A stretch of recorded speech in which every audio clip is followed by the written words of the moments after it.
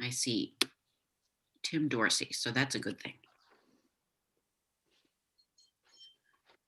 Did Tim get the presentation ahead of time? Martha? No, I can send it to him now. Amy, you're live on YouTube and on the cable channel. All right, thank you. I'm just going to give it another minute or so.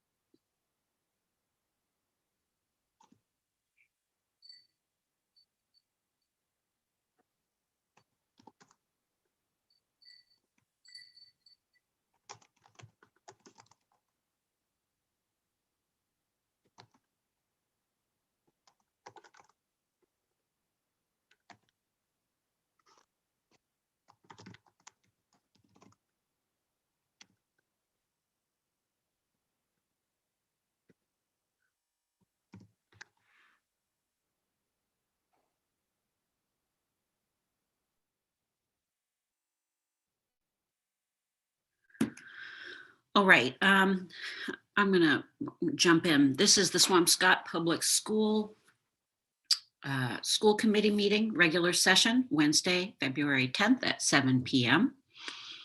This is a virtual meeting in accordance with the executive order issued by Governor Baker on March 12th, 2020, suspending certain provisions of the open meeting law.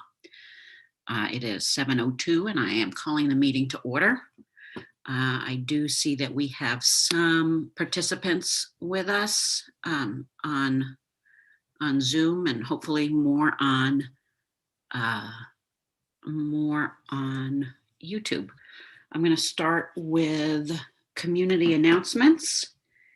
And Ms. Seibert, I'm going to start with you actually, since you've got a big one. Mute. Yep, thank you. I just wanted to report out that food service will not be serving lunches next week as it is school vacation week. But if families want or need meals for next week, they can go online and sign up for a week's worth of meals. They'll be distributed on Friday. And so far, about 30 families have identified that they'd like to get food for next week. So if you're unable to access it on the website, please reach out to Maureen Kellett, our food service director, if you need to call her or call your school. So we want to make sure that there's not a food scarcity issue for any families next week. So while school is closed, we will not serve lunches, but you can sign up for a week's worth of meals. So I wanted to make sure people knew that. If I could ask a question, Ms. Seibert, I know a while ago there was talk on social media about people encouraging people to sign up feeling that they wanted to support the program, and if there wasn't enough support that it would go away. Is that true? Or, do we need to encourage people? Is it a use it or lose it, or will it remain no matter what? No, we're committed to providing school lunches and being a part of the National School Lunch Program. It is a difficult year, I'm not going to lie. We are losing money in our food service program this year as a result of not having students in school and purchasing lunches. But the program will not go away. We'll support it from the operating budget. And I actually don't want to steal my own thunder because it's part of my presentation tonight in the Revolving Fund. Thank you. But to anyone who's concerned about that, no, the food service program will not stop. Thank you. Ms. Diaz, how are you? I'm great. How are you? Good. Welcome. Hi. So I just kind of want to make a broad statement with what happened during the past 2 weeks and everything. Just really being able to check in on your loved ones and everything, because mental health, especially during these times, is really hard for some people. Some people don't know how to cope with it very well. And just being there for your loved ones and people is just a big step into actually helping people to seek help themselves. And I just want it to really be known that people should really go try to find help if they can't find it within their family members or friends. It's just going to save a lot of lives, and it's just the right thing to do. Thanks. Right. Ms. Wright? I don't necessarily have a community announcement, but I want to say thank you to Miss Seibert, Mrs. Raymond, Miss Mackie Knowles, and Miss Porter Roberts, because they have been working so hard over this past year on the school building committee, and in particular, these past 2 weeks have been a lot of meetings. And I really appreciate that they're doing their full-time jobs and then some during the day, and putting in so many hours for this school building, because we have some deadlines coming up and there's just so many things happening simultaneously right now. And I really appreciate those 4 ladies and Pam as well, that they've just been attending and working hard for this new school building. So I just want to publicly say thank you to everyone. That's all. Right. Mr. Giantis.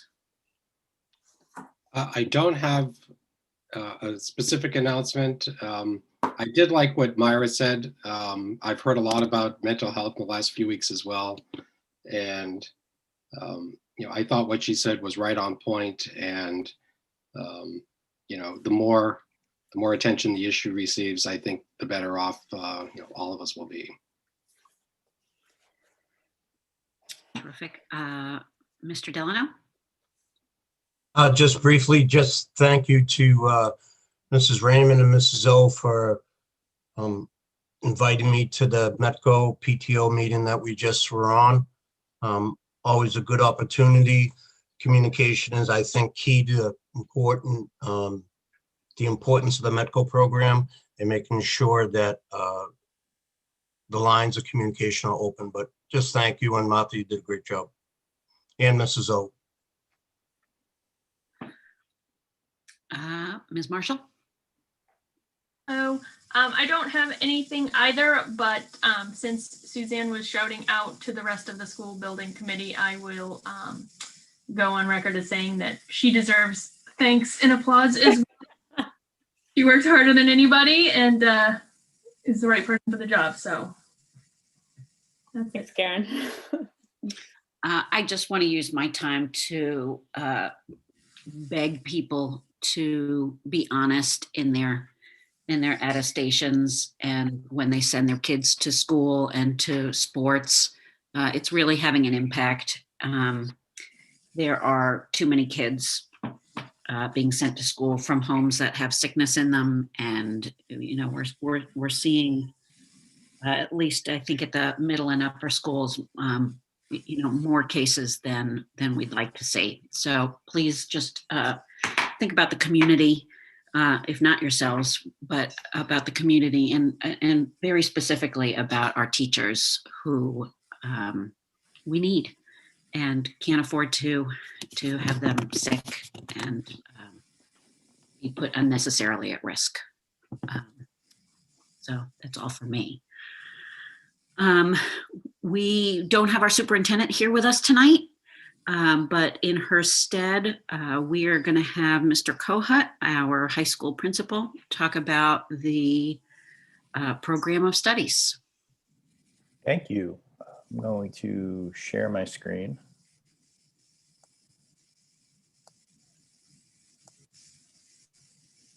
Let's see here.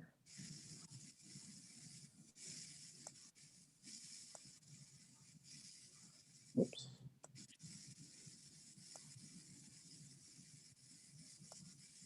All right, thanks again.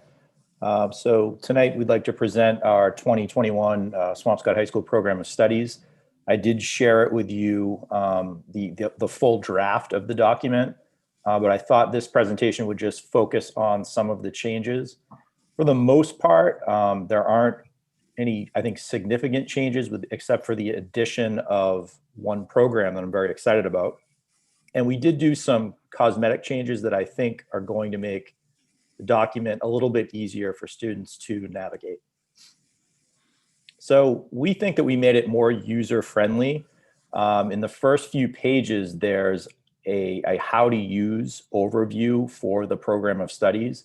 So it walks students through how to use that document in order to plan their courses. We also added a section in those introductory pages of career clusters. So it's a way of clustering classes that are similar together, and the idea that if a student's thinking about this career path, well, here are the classes that you should take, or this potential path for college, for example, here are the classes that you should take. And of course, our innovation pathway program that we've talked a lot about. I know we've talked a little bit about it here at school committee meetings. We're confident that when we meet with DESE the end of the month, that we will be awarded the innovation pathway designation. A huge shout out to Emily Barnum, our director of guidance, who put in a ton of work on the application for the program, and then also Brennan Natoli, who is a tutor who's also working. He was stipended as well to work on the innovation pathway program. Both super talented and did a ton of really great work on the pathway application. So what is the innovation pathway? So we were thinking, we've talked about this for years, how can we provide an opportunity for those kids who maybe aren't on that sort of traditional college-bound path? And we also want to be able to create highly engaging programming here at the high school.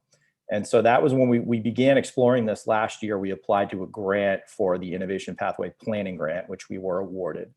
And the way DESE does this is they look at employers in different regions in the state, and based on the employment numbers and what are the sort of largest employers, that determines what pathway each school qualifies for.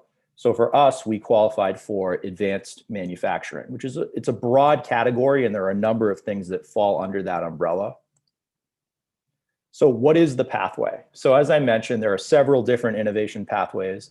There's healthcare, IT, environmental and life sciences, and advanced manufacturing. And as I mentioned, we qualified for the advanced manufacturing path. So what's this going to look like here at Swampscott High School? So there's a strong emphasis on project-based learning. Students will have many hands-on opportunities to design, to create, and build using applications in engineering, technology, and construction.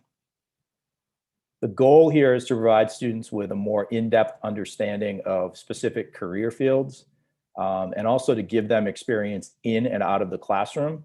So that will allow them to experience what it's like in an internship with a company that engages in advanced manufacturing, or a small business that does that.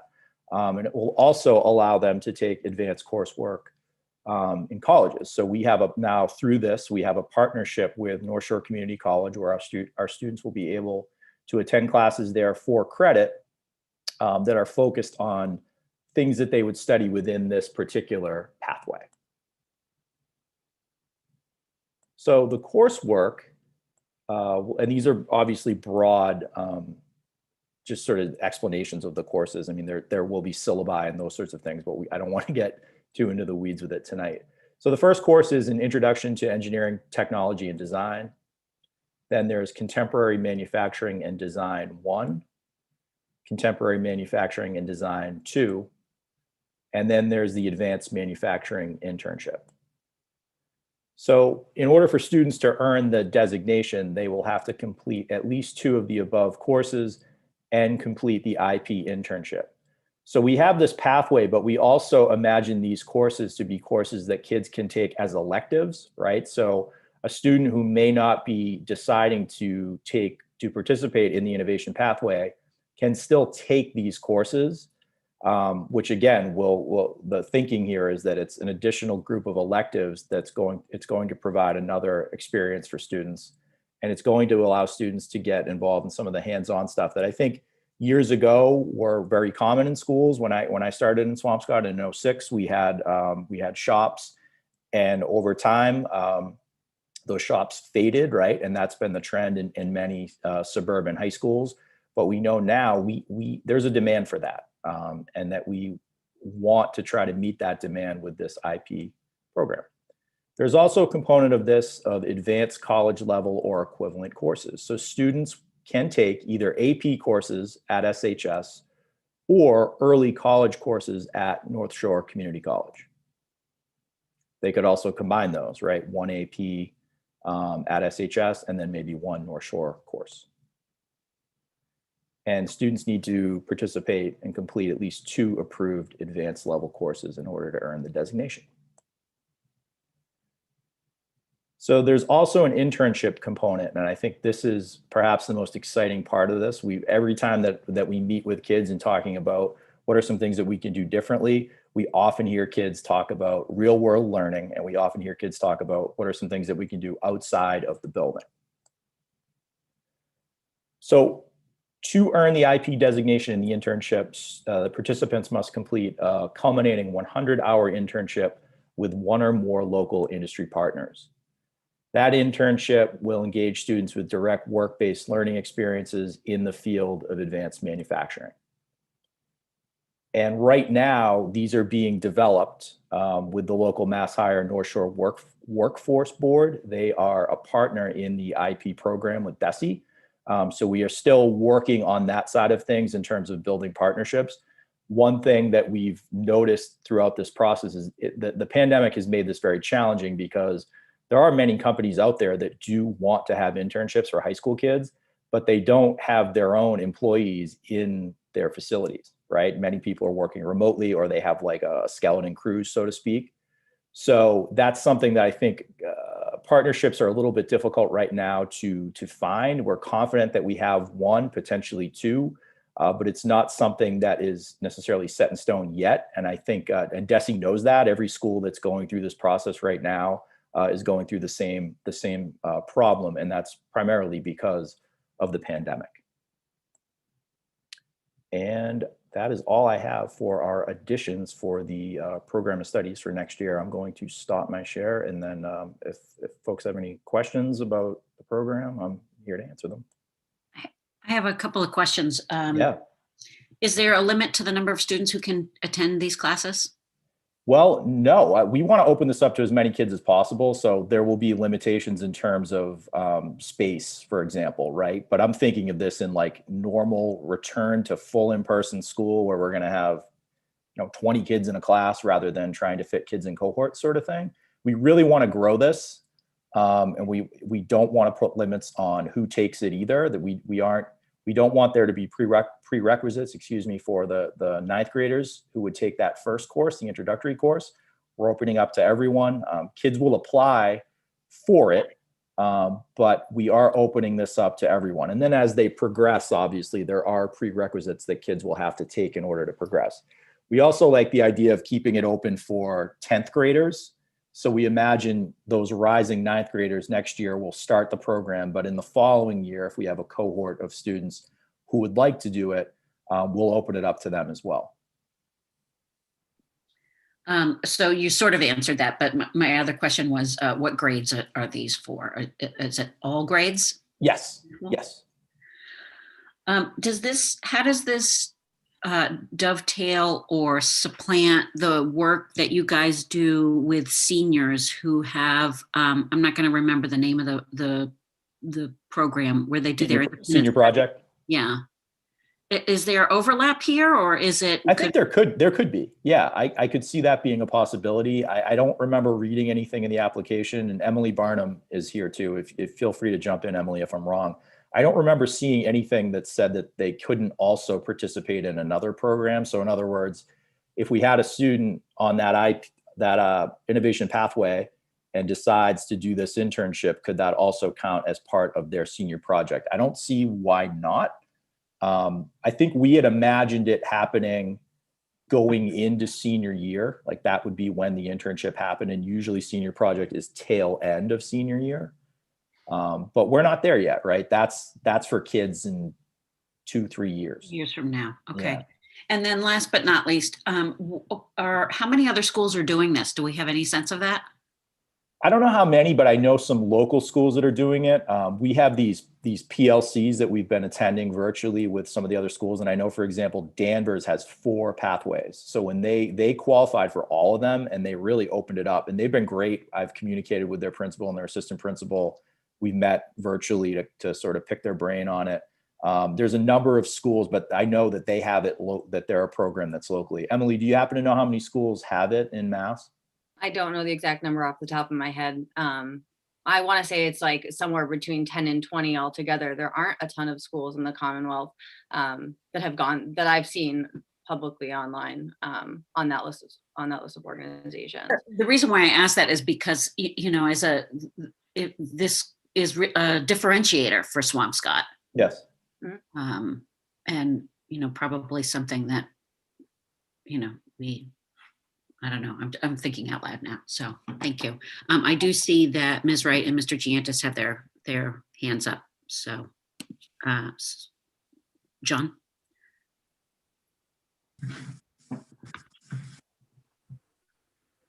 Sorry. Dennis, great job with the presentation. And just a very quick question. You had talked about, trying to get kids who are coming in as freshmen into the program. Is there any sort of, I know it would have to probably be virtual, but is there any thought to like a virtual open house or just a way to promote the program?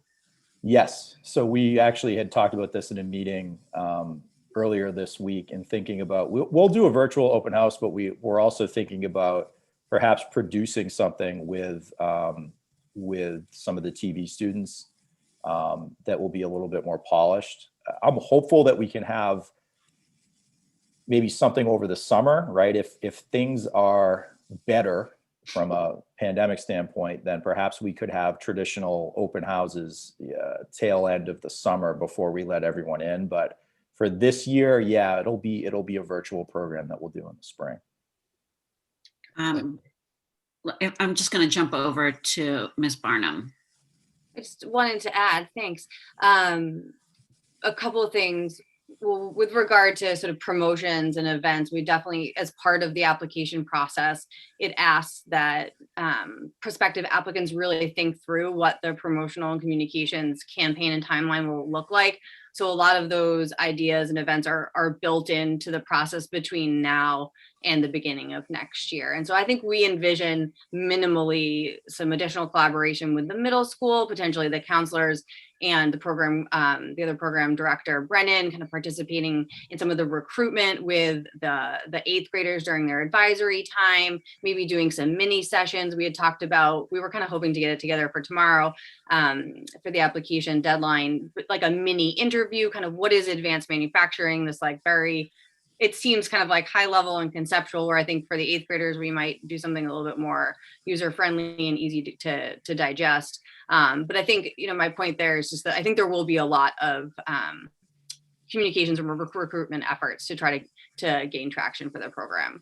And the other thought I just wanted to address in terms of thinking about sort of program requirements or admissions, if you will, something that we've considered is, although there will be sort of like this open feeling to it, that we want students to feel like there are no minimum core course grades or requirements, really, that we're asking for a level of participation and engagement, so they're excited about the program. And in doing so, hope to really cultivate that like sense of belonging and that cohort feel. So although maybe more than the cohort will be taking so the pathway or engaging in some of those program classes, that there will be that like community belonging feeling about the specific pathway program. That's sort of like a design feature I think that we're working sort of to emphasize throughout as well. So those are just some additional thoughts that I had. Thank you. Mr. Giantis, did you, I want to come back to you. I'm all set. Thank you, Amy. All right, Ms. Wright. All right, you sort of addressed one of my questions, but my other question was, I see in the program of studies, you had this table, I'm trying to remember it, and it said that there was advanced course options, and you referenced North Shore Community College. And I was just wondering, is that just an informal relationship, or do we have some courses there that are already outlined that are potential courses that, even ninth graders can take? Yeah, that's sort of a two-part question, Suzanne. So yes, right now we do have a formal partnership established already for the early college track. And we have about, I think, almost 20 students right now in the spring semester having enrolled and taking North Shore Community College classes already. So those range from like intro to marketing to a speech class. They have like I think they call it freshman seminar. It's sort of a seminar, welcome to sort of college level life and what what it kind of means to be at the college level, some communications classes. So I can't remember the exact number. It was just over 10 classes that we have a formal partnership with them in for right now, kind of in the general studies. And then Jean, Dr. Bacon, and myself and Brennan met with North Shore last week or at the end of last week to talk about more formally establishing a partnership regarding the advanced manufacturing pathway and the core content classes that would be more sort of endemic to the program. So we just haven't worked out the finer details of that, but I think we envision some more formal partnership as part of the program as well. That's awesome. Are you looking at other virtual college type of programs that are going to be allowed as, you know, appropriate for credit for this? We haven't yet. I think, you know, and I guess the answer would kind of be potentially similar to the senior project question and how that might dovetail. I think if a student is presenting something that would potentially fit within the program or pathway, and that's something they're really excited about, and it fits along with everything else, and we can make it work and it makes sense, I think we're going to try to meet the students where they're at, regardless of what that is. And I think the same would go for senior project. If we can make that work for them and continue to enhance their experiences, then great, let's make that happen. And so do you see this working for 11th and 12th graders who have full AP loads and stuff, or I mean, because I know that internships are sometimes tough for those kids. Just, I mean, yeah.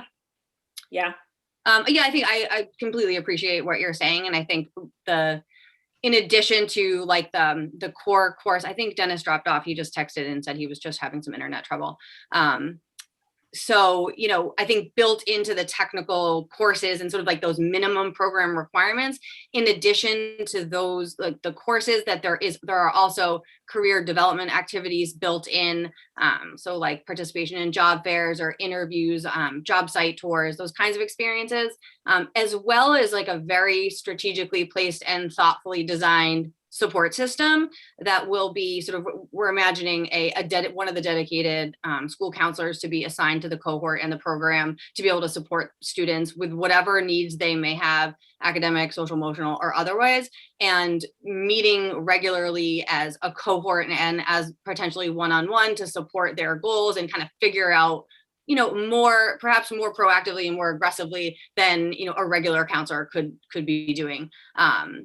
So I think that's the goal, is to be able to find the supports too for those students wherever they're at, whether it's having a very demanding, rigorous AP level schedule, or if they're, you know, trying to figure out what's the most appropriate math class to fit into their schedule as well. Did that answer your question? I'm just like, I think it's great. I think this whole program it's awesome that we're doing this. I'm really appreciative of all the hard work you put into this. And I just keep thinking you're making even more work for yourself because, you know, if there's 10 kids this year or 20 kids this year, you know, that's doable for a counselor to take on an extra load, right? But as soon as it gets really big, I mean, we should have that problem, right? Yeah. So I'm just saying, like, it's a lot. I mean, to offer the kind of support you're talking about is a lot. So yeah. I agree with you, but I like you kind of just said, I think it's a good problem to have. I hope that we have that problem. Yeah, right. At least with like too much interest, that we have to figure out other ways to support the students, and like being excited about different pathways. I think it would be an awesome problem to have. Yeah, no, I just think that it's going to be important that we stay on top of what the needs are, staffing needs are too, to make this successful, because, you know, we don't want to just try it for 1 year and quit on it because it's too hard. We're just going to figure this out because it's really worthwhile. That's all. Just making sure we stay on top of that. And my other question was for Mr. Kohut, if he's back. I'm back. There was a glitch in the matrix. I returned. All right, so this maybe isn't really fair because you might not be prepared to talk to it, but I was just thinking last year, the program of studies, you changed a few things. And one of them was that seminar class. Yes. I was just wondering if what's the feedback on that? Like, how did it go? So far, so good. So it's a quarter class. So right now we've been through about half of the freshman class. So far, so good. I think the first quarter was a little bit rocky in terms of making sure that the pacing was a little bit challenging, I think, for the teachers. But it's hard to say because it's all virtual, right? And so I really feel terribly for these ninth graders because we're trying to introduce them to the school and introduce them to the concepts of being a strong student, but so many of them are remote. So we'll have one session for I think it's one of the introductory units where I'll come on, introduce myself, talk to the kids. Miss Finn will do the same. Mr. Norkin will do the same. So we're trying to have a little bit of that face-to-face. But I think the remote learning model for it is not ideal. But so far, so good. My plan is to check back in with those teachers after third quarter and try to get an assessment. One of the teachers is out she's on a maternity leave right now. So when she returns, I wanted to check with her and get a sense for. But you're off. So you're offering it again? Like, yes. Gonna stay in the schedule? Yeah, it'll run again next year. Mr. Kohut, can you just give a top line of what this is for the people who weren't on board last year or? For seminar, sure. Yeah. So seminar is a course. It's a required course for all ninth graders. It's a quarter.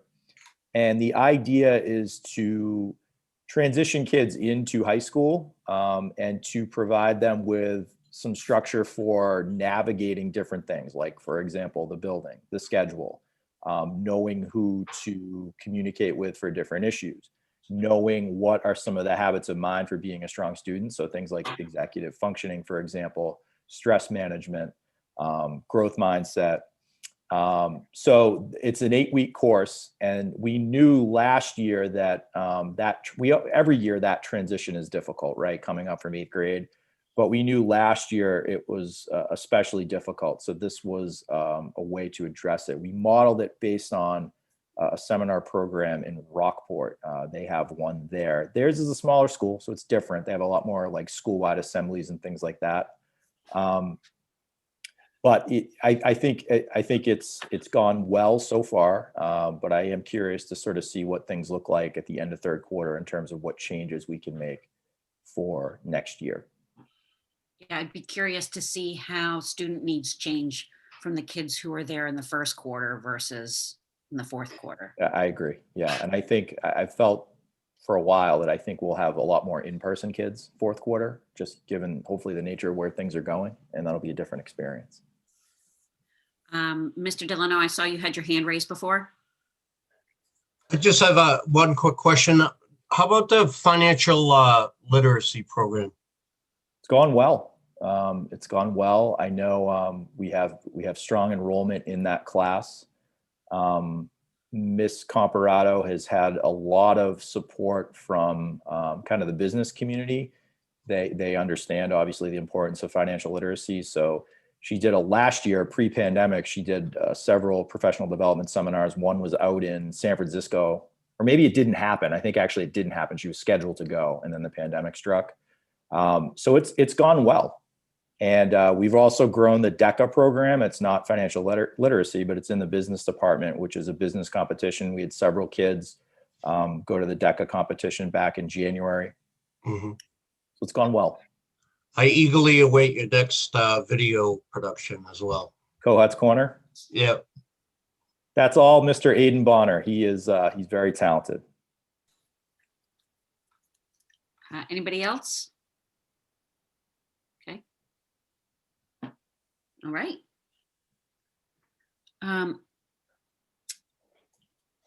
In terms of the program of studies, I don't have a vote on this for this week. My assumption is that this is the preliminary review and we vote on it next week. Okay.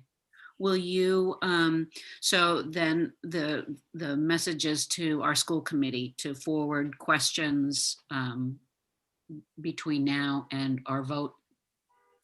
And Mr. Kohut, will you be back with us when we take the vote to answer any Sure. questions? Yeah, if you'll have me, absolutely. Okay, that'd be great. Okay. Well, thank you. Thank you. Sorry about the tech hiccup. No worries, and thanks, Ms. Barnum. Sure, my pleasure. Thank you. See you all. Okay, so we are going to move on to our Director of Finance, Ms. Seibert. And I want to say a special thank you. I'm looking in our participants here that we have a number of people from our Finance Committee attending, and that makes us happy. So Ms. Seibert, it's the floor is yours.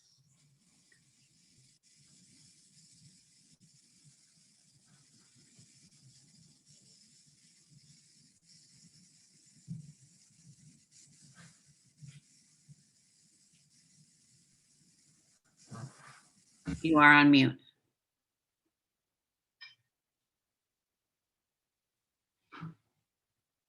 Uh-oh. Sorry, technical difficulties. They abound tonight.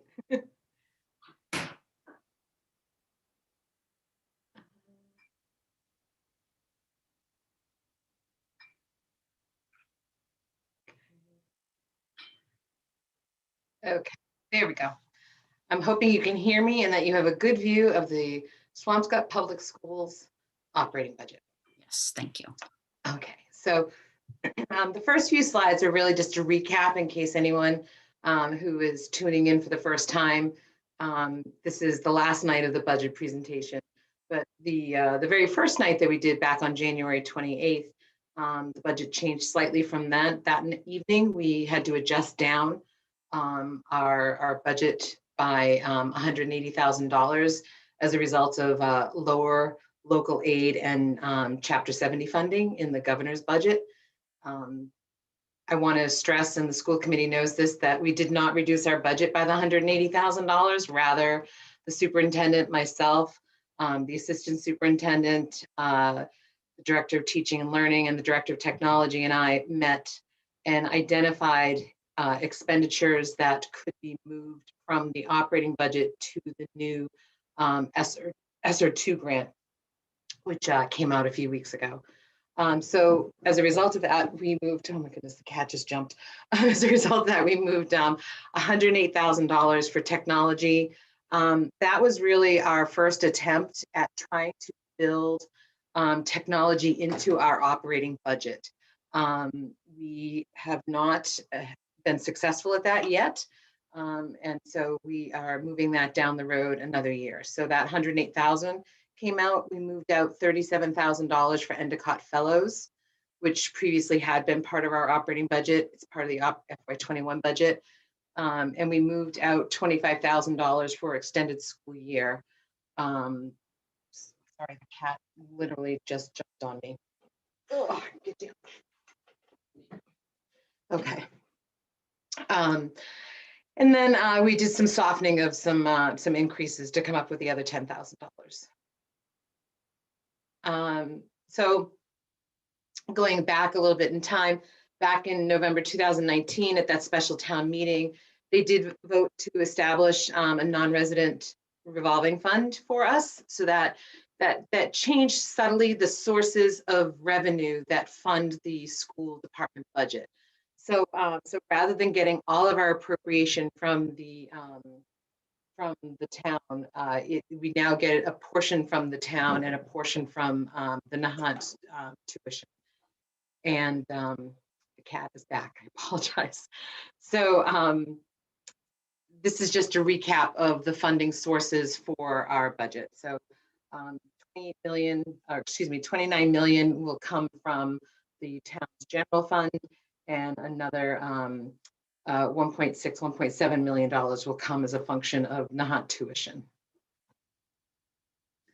Just kind of a recap of the budget timeline. January 27th, we did an overview of the administration and regular day and special ed cost centers. Last Wednesday, we did school facilities, district-wide programs, and we also had a public hearing last Wednesday. And tonight is the last part of the presentation. We're going to review grants, revolving funds, and an FTE review.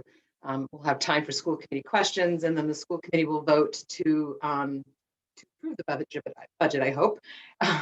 Once the school committee approves the budget, it will become their budget. Right now, technically, it's the superintendent's recommended budget, and we will submit it to the town administrator. It will then go through the process of being reviewed by the Finance Committee and eventually presented to town meeting, and town meeting has the final approving authority. So the superintendent's recommended budget is organized into 5 cost centers. They are administrative, general education, special education, school facilities, and other district-wide programs. District-wide programs include health services, athletics, extracurricular activities, and technology. This was set up back in FY20 when I first arrived in Swampscott.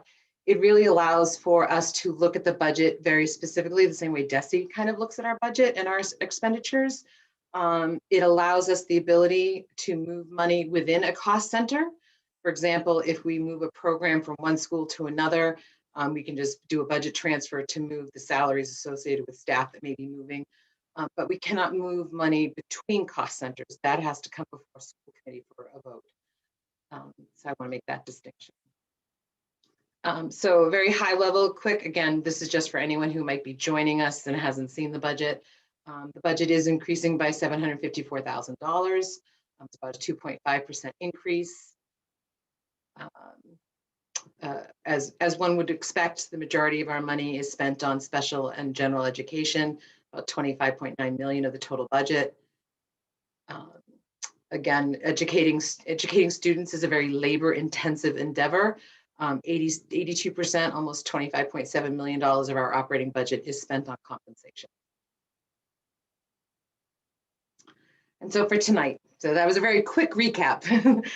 So for tonight, federal and state grants, revolving funds, an FTE analysis, school committee questions, and a school committee vote. So federal grants, majority of our federal grants are entitlement grants, meaning they're awarded to us based on a formula that's set forth, and there's really nothing that we have to do other than appropriately fill out the grant and submit for it.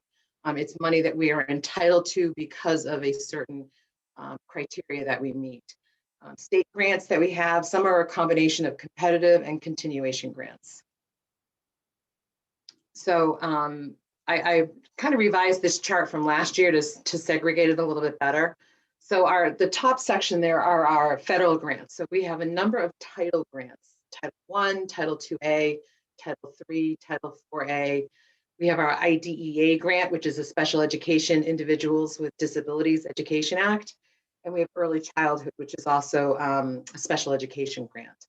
And as you can see, looking back to FY17 to FY21, it's been pretty consistent year over year. You do see subtle increases in our title awards from FY18 to 19, and then another jump from FY20 to 21.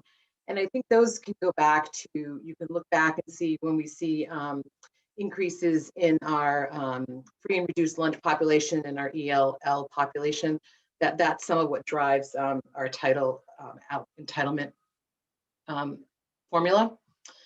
And then the same thing on the IDEA grant, you can see kind of consistent funding from FY17 to 19, and then you see a little bit of a jump and then another jump FY20 to 21. And some of that has to do with the students, the composition of our students on IEPs.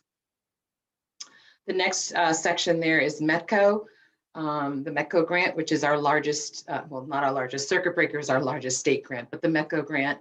And that funding is subject to state appropriation, first and foremost, and it's based on the number of students that we have enrolled in the program here in Swampscott.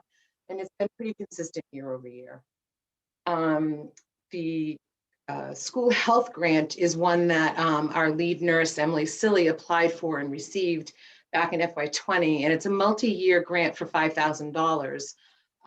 And so this year we were just notified a couple of weeks, I think last week, Martha Raymond can correct me, that we're getting an additional $15,000 this year. And I do believe that that's probably the result of the pandemic. So I'll need to meet with Ms. Silly to find out how she wants to spend those funds. Because this is a state grant and this one will end on June 30th. There's no carryover for state grants. They end on the fiscal year. Mr. Kohut had just spoke about the innovation pathways. There was a $25,000 grant that came along to help support some of the work that he and Ms. Barnum and Brendan Napoli have been doing on that grant. And then there's the Safe and Supportive School Grant. Dr. Bacon has been working on this one. I'm not sure if that's an annual award. I would have to defer to her if that's one that is going to be out in FY22. That's something you have to apply for each year. You can see the blip in FY20. We did have a Safer Schools and Communities grant. That was the grant that we used to install the Brevo card system at all of our schools. That was that grant. Circuit breaker is the method that the state uses to reimburse us for special education expenditures. So after you ellipse a threshold, the threshold this year is almost $47,000. So every dollar you spend over $47,000, the state reimburses you. Right now, the rate is 70%, 75%, so 75 cents on a dollar. I did put in a little bit more about circuit breaker later on, but so Title I, there's a lot of questions when I was explaining some of the shift in money in expenditures between general ed and special education. Some of it was how we're utilizing our grants. So for Title I, the Clark, Hadley, and high schools are all receiving Title I funds this year.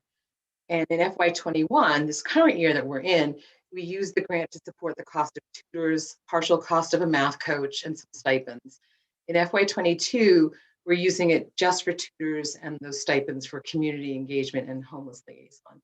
And part of the thought process on that is when you have a teacher or someone who has professional status or has a license, federal grants require you to pay into MTRS. And so you lose 9% of the grant. So we started changing subtly how we use some of our federal grants. Same thing with Title IIA. We use it to reimburse for PD. Previously, we had used it to fund the stipends, the mentor stipends. But because that's a contracted stipend, we had to pay an MTRS tax, if you will, of 9%. So we were losing 9% of the grant. And so we really have been very thoughtful and methodical in our approach to maximize our dollars when it comes to federal grants. Title IIIA and Title IVA, again, Title IIIA is a small award. We use it to pay a stipend to a program coordinator because there's significant reporting that goes along with ELL. And our Title IVA, this is really focused on work for SEL and professional development to help strengthen school climate and culture.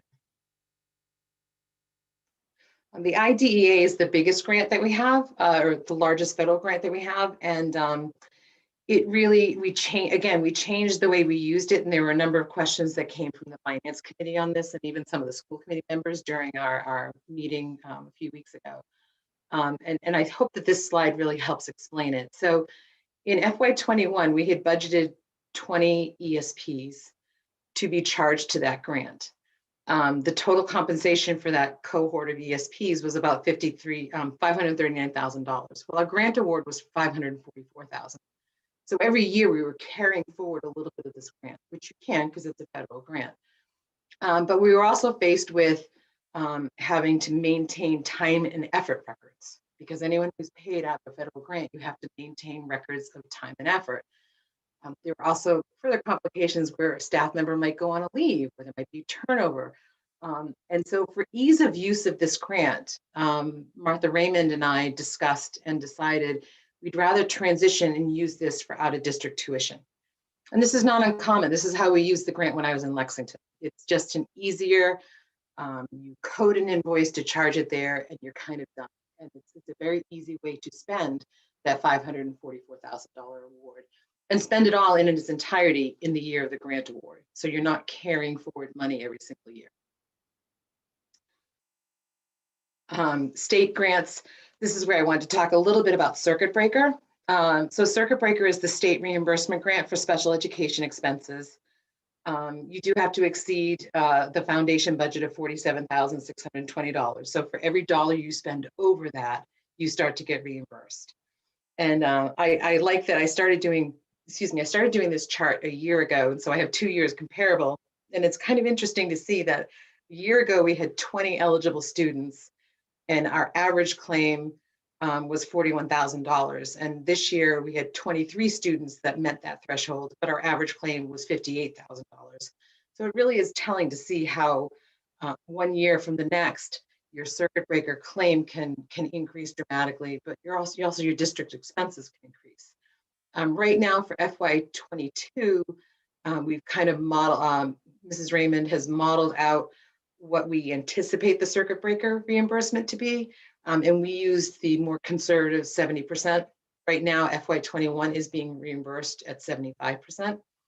And FY22, we modeled it at 70%.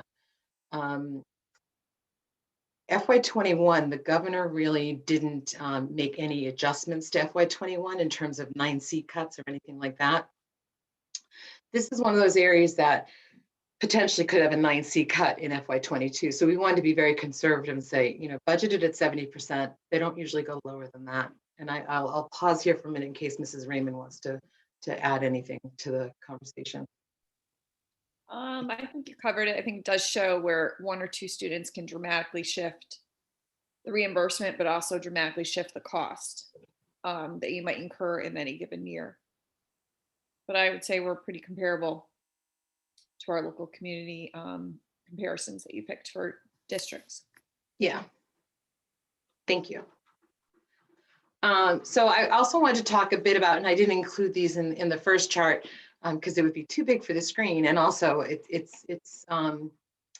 needs its own slide. So pandemic-related grants for the school. So when this all started, we had the ESSER grant, which was the first one that we received way back when for $149,000. And then the next one that we received were kind of at the same time, the remote learning grant and the CVRF CARES grant. All 3 of those grants go now, were originally, well, ESSER originally was supposed to go to June 30th of this year, and it's now going to go to, I believe, June 30th of next year. Remote learning, I think, still expires this year. The CARES grant is extended. Summer vacation learning grant is extended. The state coronavirus prevention grant is one that we received just a couple of weeks ago. That one we have until June 30th of this year to spend. And then the ESSER 2 is the award that we received notification of a few weeks ago. And that goes through June 30th of 2023, I believe. So this has really been a balancing act of trying to determine what grant should support what purpose. The remote learning grant was strictly technology related, and it was a matching grant. So for the $57,446 that we received, we had to match it using either operating funds or another grant source. We used another grant to spend another $57,466. So we used the remote learning grant and our CARES grant to fund some of the iPads and some of the software technology. The ESSER 2 grant, we're still having conversations and developing a plan for how we're going to spend that. Dr. Bacon and Mrs. Mackey-Knowles have been meeting, and the 3 of us will meet once they kind of formulate a plan on that. We still haven't determined whether we're going to ask for some funds this year or, Amy, you're muted. Did you want to talk to me? Okay, sorry. Whether we're going to file the grant for this year for FY21 or wait and file it for FY22. But the state coronavirus prevention grant, we're going to use that targeted to fund the second half of the year for the occupational health nurse and the tech support. I'm going to pause right here and see if there are any questions on grants, because they're easy spot. Ms. Marshall? I'm just wondering, the ESSER 2 grant, do we have that? Like, have those funds hit, or are we expecting that amount? So we know the dollar amount. So it was $635,000, and then there's another $10,000 for mental health, specifically for mental health. So we do know the dollar amount of the award. The grant applications are not available yet. That was the DESE training that I had to leave our meeting yesterday to go to. So Okay. Those applications will be available in April. And it's retroactive to when the law was passed. So even though I can't get the application, file it until April, normally you can't spend grant money until your application is approved. These have a look back, reach back, if you will. So any money that I could move expenses onto the grant once the grant is approved. I see. Okay. Thank you. Mrs. Wright? Right, yeah, sorry. I was, so the ESSER grant, the ESSER 2, I wanted to know if we could spend it now, and you just made that clear that we could. So is it money we can look at right now to figure out how to do pool testing beyond what the state is, like the DESE is offering, or some other ways in which we can help get kids back in school? Yes, it can be used for all of those things. I know Dr. Bacon and Mrs. Mackie Knowles have been talking about some thoughts on how to use it. This is some of this money has already been earmarked because we've had to move money from this year's operating budget onto that grant. So I've already spent about more than $200,000 of it already. But like, this is money, if we could find teachers that we can hire teachers for the remote learning days, like how we have it for first grade now. Yes. Right. Yes, this can fund those type of operations. Yes. Just making sure there was money for that. Mr. Jantis? So Ms. Seibert, actually just one question just based on what Suzanne was just asking about. So on the ESSER 2, I know last meeting we talked about a summer program. Would it be coming, would that program, you know, whatever shape it takes, be coming out of these ESSER 2 funds? I would say most likely yes. All right. Hopefully there'll be some funds left at that point. But so I have a question for you back on, sorry to make you go back if you don't mind, back to slide 11. Sure. Yes. So, and this is just more of a clarification. So in the top portion where it talks about federal grants, and it says on the right side, projected fiscal 22 award, it looks like that's a to be determined amount, but I guess my question is, it won't go any lower than the amounts you've put in there, but it could be higher. Is that what's going to happen? Oh, thank you for pointing that out, because I should have spoken to that column. I just assumed that at a minimum it would be flatlined, that it wouldn't go lower. It can always go lower. But you know, based on what's going on at the federal level and at the state level, it can always go lower. I'm just optimistic that it wouldn't be lower given what school systems are facing right now. Yep. Okay, thank you for that clarification. No, thank you for the question. I appreciate it. I missed pointing that out. While we're on this page, can I ask two questions? One is and I certainly don't want to be spending Emily Silly's money, but I see, you know, when you were talking about that additional grant of $15,000, my question was going to be like Ms. Wright's, you know, is that something that we can put towards pool testing? I think, you know, as it relates to bottom line numbers, those are decisions for you and the super. But, you know, I just want to Suzanne's point, want to make sure that that money is there because we've got to get these kids back to school. My other question is regarding, I don't know actually which title, I think it might be Title 1. I think it was last week or 2 weeks ago that you were talking about that our growth of children who meet the free and reduced lunch criteria has grown by 35%. Yes. Will we see, I know that you're projecting conservatively, but why wouldn't we see a 35% increase there? I don't think you're going to see a proportional increase in that money because I think everyone's boat has risen with that tide. So there may be some increase, but I don't know what it would be. Okay. When would we find out? I want to say the timing for the FY22 usually comes out mid to late June. Dr. Bacon, do you have a sense of the timing when that would come out? Yes, that's correct. We usually get the allocations in June. Yeah. Sometimes they come out in July even. Yeah, that's happened before too. Okay. Mr. Okay. Delano? Thanks. Thank you. Martha, can you go back to the beginning page of the technology reduction? Sure. And I appreciate your hard work, but I do think that we need to be successful each year and commit a line item amount for technology. We just listened to Dennis go over the innovative pathways and how in '06 there was a trend to get away from some of the what he is trying to build in now. I cringe that if we do not have a line item for technology, that we are just kicking the can down the road.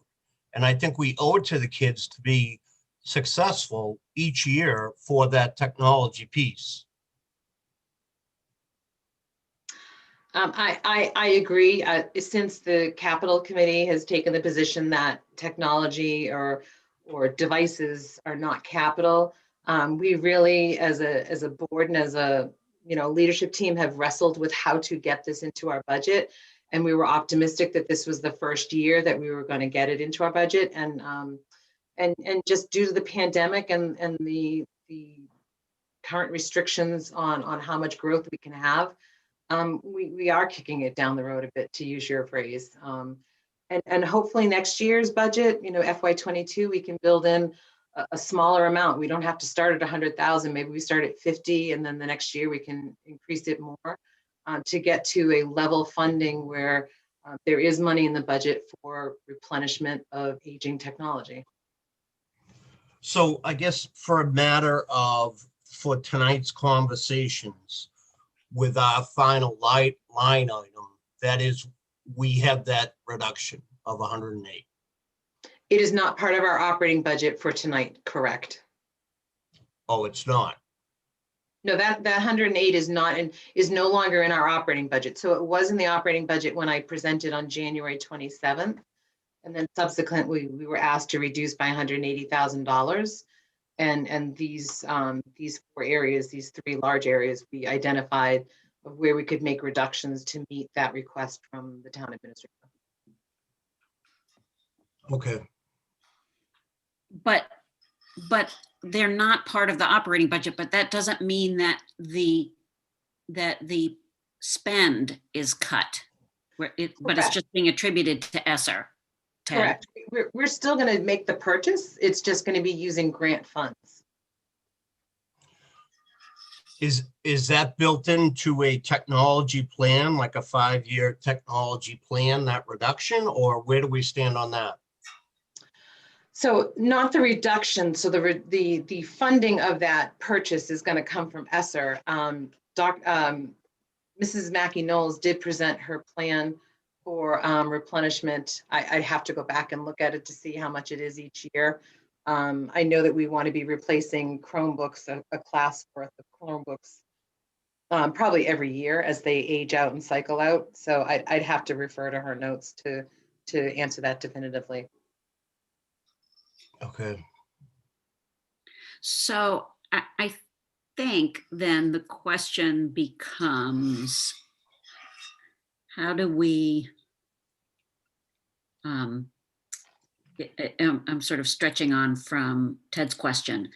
How do we get that back into the budget without that being a $108,000 jump,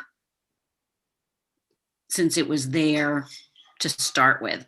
Will that be accurately? I don't know. I don't think I'm making much sense right now. No, I understand the question. I understand the problem. I think, and maybe this isn't the right year to try and do it in the midst of a pandemic where revenues are lower. And maybe it's a conversation to have for the FY23 budget, where it's a conversation with the Finance Committee and the town administrator. There needs to be a one-time increase adjustment to our operating budget to help build it in. And whatever that number comes out to be, that's how we bake it in there. And then it becomes a sacred line item that cannot be purged or used for anything other than that. Okay. I agree with that. Okay. Yeah, I was concerned about that too. Can we do that tonight? How so? That's why I was asking. I don't know. So certainly it's within the school committee's purview to add that money back to the budget and vote a budget that is higher than what the town administrator has asked us to submit. The process is going to be, as soon as it gets to him, he's going to cut our budget by $108,000 because he needs to submit a balanced budget. And so it certainly is within the purview. I think the better tact might be to wait until the FY23 budget season. That allows for more thoughtful conversation about how to fund this, what is going to be an ongoing operational cost. Thank you. Because this is really predicated on finding something in the budget that the ESSER grant can pay for, right? And technology is the obvious thing because we're using it for all the remote learning. Yes. Right. So it can't, like the ESSER grant, well, like we can't just use the ESSER grant for anything in the budget. It has to be related to the pandemic. Yeah, there has to be some justification and rationale for using it for that. Yes. And I'm assuming that when you guys went over the budget, the reason you pulled this out is because there wasn't other options, or you pulled out what you could pull out. No, I appreciate that question. There are always other options, but they're not as good as this one. This is the best option. So, Well, I'm just asking because is there a way to stick half of this money in the budget, and pull half of, stick $50,000 in the budget and find $58,000 in some other maybe lesser options, but still work. Do you know what I'm saying? So that we have a placeholder, and so at the very least, we know we have $50K for next year. Certainly, I can take that back and review it. We were pretty, like I said, I don't want to go too far into the weeds on this one. There are other things that we can charge to ESSER, and one of those things is out of district tuition. But when you start piling on special education expenses to this grant, you're going to start to impact your maintenance of effort calculation. So I get it. So no matter what we take out, we have to put back in when we don't have the grant. We're gonna be $100 grand down no matter where we go. Right. No. Yes, I guess you're right. So it will be some line item. So talking circular. I would say though, using grant money for technology is a good use of grant money because the iPad and Chromebook outlasts the grant. The money is gone. I still have the iPad. Right. So it is a good use of grant money because it's something I keep even though the money is gone. I agree. Like tuition and salary is not something I'd want to fund. Good use. It is not a good use because you will be on the hook for that right after, right? Where, so it is a good use of funds that are grant funds. Makes sense. Yeah, makes sense. Hey, Martha, I had a quick question, Ms. Seibert, a quick question about the IDA grant. So is this the first year we're using it to pay out of district? In my tenure, yes, I would have to ask Mrs. Raymond if it's been used for that before. Yeah, historically, I think different business managers have had different, ways that they want to use that grant money. It's always about that amount that you see. Right. But it just, Martha and I talked and we felt this was a much better predictable use of the funds. Is there a downside of not paying the ESP FTEs? No, I don't know. Other than I think it was too hard. There were other administrative management issues that caused work, like administrative work. Right. Yeah. To do that you don't have with with out of district tuition. And these are audited grants, right? So you want to keep it clean and easy for when the auditors come in, they can actually see, here's the student, here's the bill, here's the invoice, here's what we paid. And it's a very So easy- is time and effort more than just like someone's pay stub with the hours worked?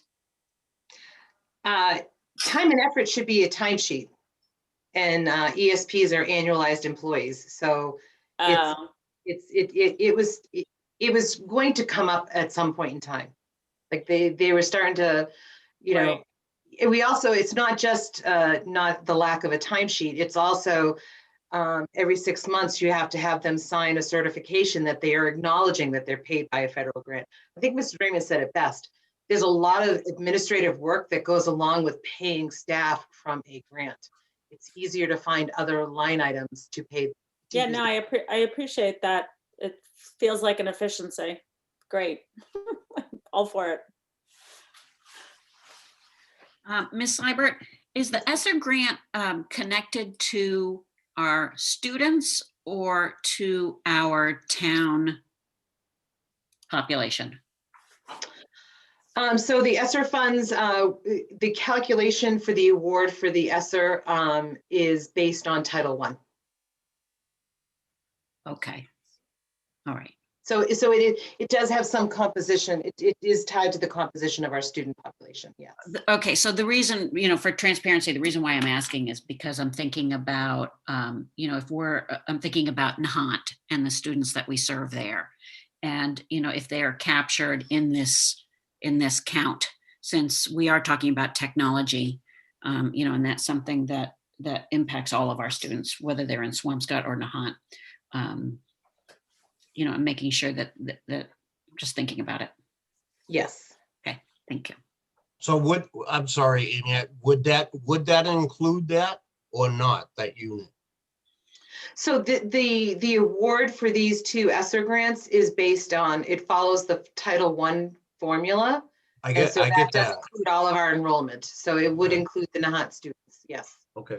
So yes, Ted, the answer, as I'm thinking about it, the answer is that it is, you know, once they are here, they are our students, Right. and we're being, you know, we're getting grants appropriately, whether, you know, no matter what their address is.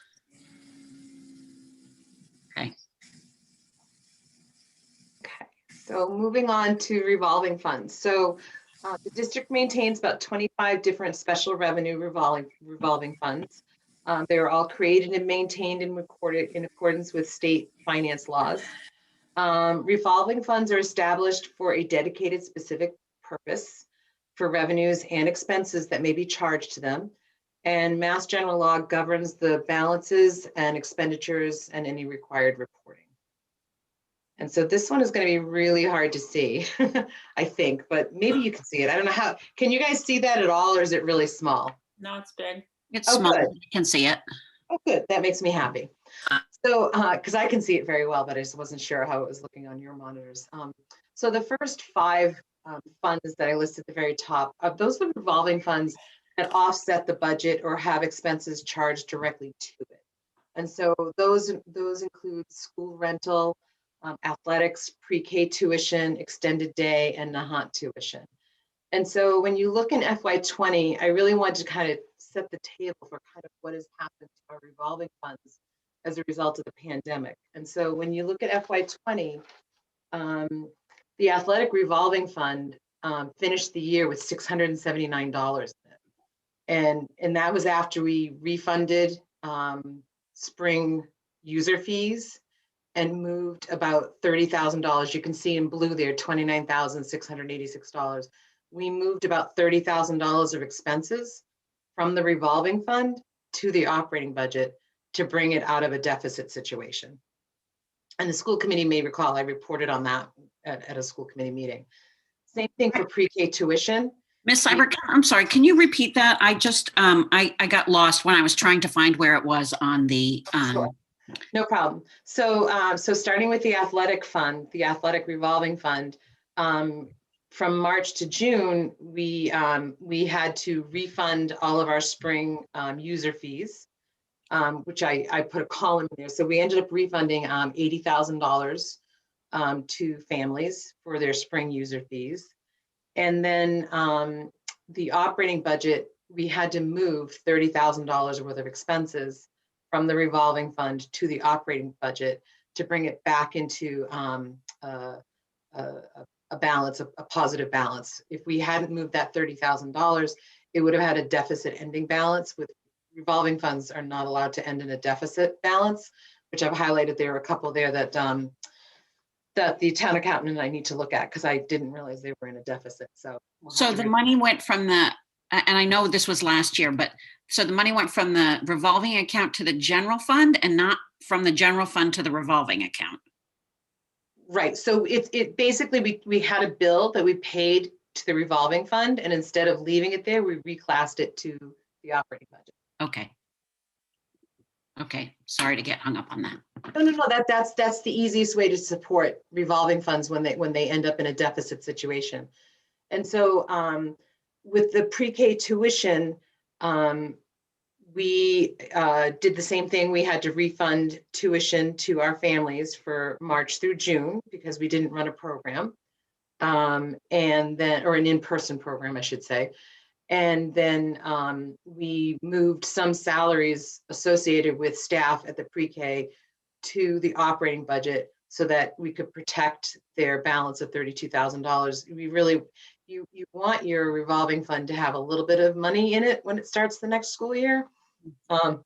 The athletic fund, really, it kind of is spent out every single year. That's been kind of the history. Extended day, you can see that we did have to refund about $38,000 to families. And instead of being able to support the $100,000 offset for heat and utilities, it was only able to support $75,000.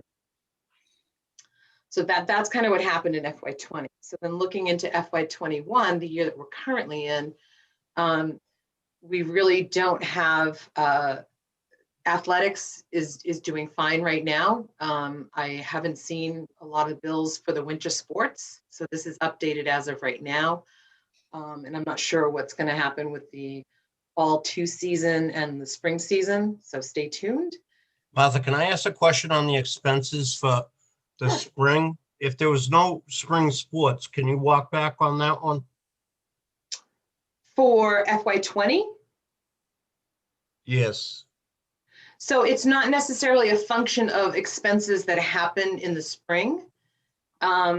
Track, which is a high participation sport, so you're collecting a lot of user fees, but in terms of expenses to support it, it's lower. So it's a, for lack of a better phrase, it's a revenue maker for your athletic fund. Whereas it helps fund other more expensive sports.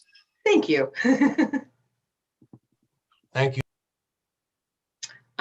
So looking at FY21, it's been kind of an anomaly year where we're not having a lot of revenue. Obviously, our pre-K tuition, normally we take in between $95,000, $100,000. This year so far, we have $4,200. So we've had to move staff from the revolving fund onto the operating budget. This is the first year that we're showing the Nahant tuition, that non-resident tuition line. And that is a 1-for-1, that revolving fund will not grow. Every dollar we get in, we will use to support the budget. And then looking forward to FY22, similar with the Nahant tuition, every dollar we get in, we'll use to support the budget. And same thing, and I spoke to it a couple of weeks ago, where we talked about having some placeholders in there, assuming that some things are going to come back. Some pre-K tuition will come back, some form of extended day program will come back. So I'm going to go to the next slide. So I did just talk about this, the impact of FY20 on our revolving funds. It was a challenging year. We did have to use the operating budget to help support some of those revolving funds. And we didn't get the extent of the support from the extended day revolving fund that we thought we would. The impact on FY21, it is still unclear what athletics will need to support, if they will need support from the operating budget, given the shortened seasons and the reduced schedules and the participation levels. There are so many different variables. and they still have 2 seasons to go, so it really is unknown at this time. The loss of the pre-K tuition revenue and extended day revenue. And then I had mentioned this previously, but food service, and Ms. O'Connor, you had a question about it. You know, food service is going to lose about $95,000 this year as a result of not, at this point in time, if we continue to not have full day and serve lunch, that's the projected trajectory for the loss for our food service program. And so we will have to support that from the operating budget in FY21, current fiscal year. But that $95,000 is more than supporting families, you know, with lunches, correct? Correct. It's, you know, and in conversations, the superintendent, town administrator, and I had a meeting more than a month ago to kind of go through a number of pain points, if you will, in our FY21 budget, and food services is one of them. And he eloquently put it, it's not an expense problem, it's a revenue problem. The fact that we don't have students in here eating every day or buying the a la carte, the cookie, it's the power of the cookie and the bag of chips and other things that they could purchase, that helps fuel and fund our food service program. And so while we're happy that we have participation and we're very appreciative that we're able to support families that need it, we are on track to lose a significant amount of money this year. So for FY22, it is important to know that I have budgeted some offsets from revolving funds. I have made an assumption that we are going to get some pre-K tuition revenue that will help offset some staff expenses. We are talking about a return of before and after school care program. I did budget an offset of about $67,500. And to put it in perspective, the FY21 budget had $140,000 in offsets. So I'm very conservative. I'm certainly not going to market thinking that we're going to get $100,000 back, but it would be nice if we do. And then the Nahant tuition revenue, the overall increase is only $10,000, which is unfortunate because we do have a $60,000 increase on the general ed tuition. But as I mentioned in a previous meeting, we typically have had about $200,000 of special education, and a student has left us. So we're probably going to have about $150,000 next year. Yeah, I just want to note, particularly since this is a public meeting, that while it is only increasing by $10,000, that this was a contracted amount and the number of students has dropped. Yes. So I did want to talk a little bit about the preschool. You know, we do run a fantastic integrated preschool that services children from age 3 to 5. Again, the pandemic has significantly impacted what we can provide and what we can do, given our capacity limitations. And we're very hopeful that we'll be able to return to a more normal schedule next year. Spoke a little bit about before and after school care. The district fully recognizes the need for families for before and after school care. And we're looking to outsource this for FY22, and we'll explore different models and work to have something in place, hopefully by the start of the school year. Again, previously we had budgeted about $140,000 in offsets. Conservatively, we've got $67,000 in there. So anything up from that is a win. So I'm going to stop there for a minute because the next section is FTEs to see if there are any questions on revolving funds. Not so much a question from me, but as it relates to the preschool tuition, admittedly, it has been a decade since my kids were happy members of that school. It was a particular bargain then, and I know that we have increased tuition over the years. I just, and obviously we serve a very diverse group there, but I'm hoping that as time has progressed, tuition is not a massive bargain, a small bargain because it's public school, but it's one of the few places in town where you can educate your kids in preschool by people who have doctorates in education. So, I'll defer to Mrs. Raymond on this one. I do know that we review it. I believe that we did vote an increase, a slight increase last year to tuition. We have been steadily increasing it. Well, I would say we would have additional revenue that comes in from the preschool is the lunch bunch program, which is from 12 to 2, and that's $15 per day for the 12 to 2 component. So I would say that's a lot of the revenue that we also get and receive for the preschool program. I mean, obviously this year, every one of our peer models, we are only able to offer them one day because we've had to prioritize our students with disabilities to fill the slots that we have available. Obviously they access our remote learning and our seesaw, and any of those activities that we can do. But we certainly want to bring them back. That's our hope. And really the biggest barrier we have at the moment, I mean, obviously the pandemic, but it's the reason why we can't have more kids in the room, it's the capacity, right? We could, if we weren't doing our 6 feet social distancing and it dropped, we obviously could have more kids. So that's really So what about the conversations that we're having from, you know what, I want to be mindful of staying on track for budget, but I'll bookmark this to circle back at our next meeting with you, Ms. Raymond, about it. Sorry, I was getting us off track. That's quite all right. So I also want to be cognizant of the fact that, I think it is good, Martha, that you budgeted a lesser amount to the preschool tuition, because we did lose some families who found other places that were open and did have capacity that we didn't have. So I'm very cognizant of that fact too. Well, I also wanted to be very conservative on an extended day offset, as more and more families and more companies are not requiring employees to come in to their office. And so people might not need that before or after school care if they're working from home now, and the kids are back in school full-time come fall.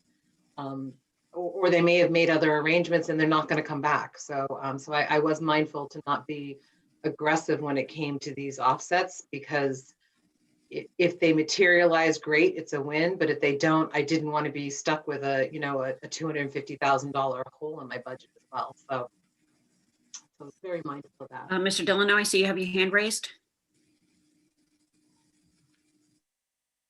I didn't take it down, sorry. That's okay. Okay, so the last component of tonight's presentation is to talk about full-time equivalents. So one thing that I did implement when I got to the district in July of 2020 was to implement position control. And this has been, I think everyone on the leadership team hopefully feels that this is a game changer. You can't just hire someone without a position to put them in. So it means it was either budgeted and then there's a budget for them and there's money to pay for this position, or there's not, or there's a turnover, and that's why there's a position open. This does allow for flexibility if we need to hire someone and there wasn't a budget for it. That's called a supplemental form, and those are approved by myself and the superintendent. So obviously if a need arises and we have to hire someone who wasn't budgeted for, there is a mechanism for doing that. It's a helpful tool. It helps for forecasting. It helps for conversations. And this is where I feel like sometimes I come off a bit heartless when I say this, but it takes the humanity out of it. We're talking about a position, not a person anymore. And so if a position has to move, we don't think about the person, we think about the position and where's the resource need to go, and we'll figure out who the person is later. So, I think it's helped with some conversations and framing some things. And we always look for opportunities to create efficiencies to support student learning.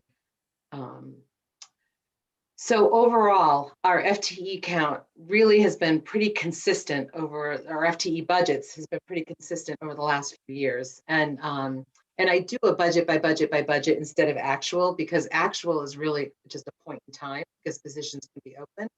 And we always use the, oh geez, I see a typo in there. we always use the prior year budget before as the basis for next year. So so FY21 to FY22, this is where you can really see the swing that I've been talking about with the IDEA grant and taking those 20 staff off of that grant and putting them onto the operating budget. And you can see pretty clearly that 20 people are coming off of that grant and the operating budget is going up by 22. And the other 2 people are coming from the pre-K tuition, which I talked about, that we needed to move people off of that revolving fund onto the operating budget because we just don't have any revenue coming in. So there was movement within funding sources, but not a lot of movement in total FTE. So this chart really talks about the movement between groups, between bargaining groups. And so you can see pretty consistently FY20, 21 to FY22. And I'm going to explain the SEA change in another slide, so I don't want to focus on that 6 increase. The ESP change is a function of some attrition. The tutor change is a function of an eliminated position and some attrition. The administrative assistant is now shared with the town, so we didn't lose a 0.5 position. It's now a shared resource because we have an administrative assistant who's supporting facilities as well as athletics. And then contracted employees, there was some variable within there where we added 3 positions. We added the occupational health nurse, we added a tech support person, we added a content coach, and those were offset by some now shared facilities resources and the elimination of a district-wide OT position. An extended day, obviously we eliminated that program. And so I wanted to speak a little more specifically about what was going on in the SCE line. So really, it's a function of special education, and we did add 3 positions this year as a result of need and necessity. And we did budget for an additional teacher next year at the high school. So that's 4 of the 6. The 5th position, that was a tutor position, a Wilson tutor position, and that the person who held that position became a certified teacher. And it was much more desirable and beneficial to the district to have a special education reading teacher. We can utilize that person differently than a tutor. And so we eliminated a tutor position and created a teaching position.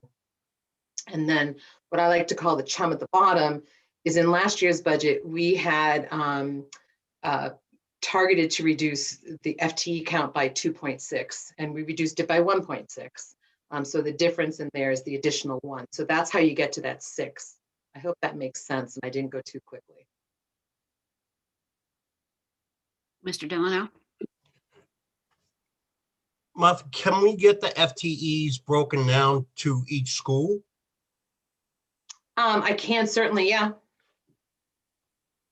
Thank you. Anybody? Okay. So now I'm nearing the end.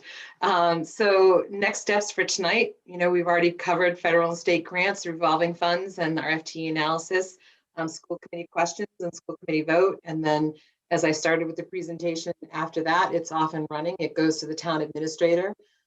In March, we'll meet with the finance committee. I do want to pause for a minute and say I'm very appreciative. Some members of the finance committee have sent me some questions. I think some of the questions were answered in tonight's presentation. I will document those questions and answers in writing and have them back to them prior to our March meeting. And it'll become part of the budget book as well. So, and any other school committee questions will become part of the budget book as well. Right, Ms. Wright? You're on mute. Yep, sorry. I was just sitting here thinking about next year and getting nervous that there's not enough positions here if we have to, if we're not going full on back to school. Like, can we make those shifts to, I don't know, I just feel like I'm just nervous about what the next year plan is, and if we have flexibility in those positions to I don't even know what I'm trying to ask. Like if we have to teach in a different way again for another year, Shoot us now. can we approve on what we're doing right now, given the positions that are in the budget? Do you know what I'm saying? Like, can we move? Do we have the ability to hire and move people as needed in a way that's sort of more flexible than we're doing now? Or is that just not even a function of the budget? It's more like, I think that it's a fair question, and I'll start and then let Mrs. Raymond and Dr. Bacon join in. We are at this point going through a schedule analysis for our middle school and high school. Right. So based on those recommendations, there may be some changes that will be implemented for the next school year anyways. So I want to be mindful of that. And then we always have flexibility on how we allocate our resources or how we deploy existing resources. And right now there's a very large bill that's being touted up at the federal level that may have more funding for schools. So I think that based on what we know right now, this budget will meet our needs for next year. But that could change very rapidly depending upon other circumstances that may arise. And I'll pitch it to you, Martha, if you want to add. I mean, obviously our charge is to be flexible and meet student need, right? This is our best estimation of what we would anticipate we would need for next year. I will say again, our biggest barrier is how many kids I can get into a building. That's our problem. So, whatever money we get is not going to build me a new school for next year, right? That, not having that school from 2014 is probably one of the biggest hits our district ever faced. If I had that new building with good ventilation, we would be in such better shape in terms of what we're able to do. So that's our biggest barrier. We also don't know what the Department of Ed is going to recommend. Initial rumblings that we're hearing is that possibly even this summer, we would not be running dual platforms. We would be in person only. So the district would run an extended school year program that was in person. We would not be required to be running a remote program also. So, we really don't know what the expectation the Department of Ed is going to set up either. So, I am hopeful with the fact that we're going to have our staff vaccinated. I am hopeful by the end of April that and that the continued community vaccination brings, drops down the spread, that we're able to reduce some of the limitations, constraints that we have on us right now, which is the 6 feet, right? I mean, that is, you take that and I can't fit that many people in the building. So if that gets reduced at any given time, then we're going to be able to operate. I would anticipate masks probably will still be wearing. That would not surprise me. right. But if we get to a position where we are able to reduce the social distancing, have more students in school, that will be extraordinarily helpful. But that's the barrier.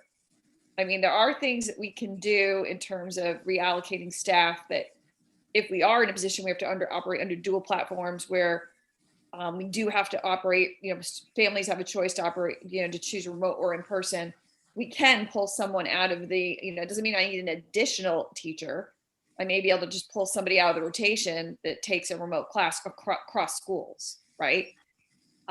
So those are some things we could do. Hard to do after you started, right? Because, we did do it in first grade. But it's a lot easier to do when you start off the school year. But I think people have to remember when this started March 13th last year, nobody knew where we would end up and be right at this moment, right? We first started off, we were out for 2 weeks.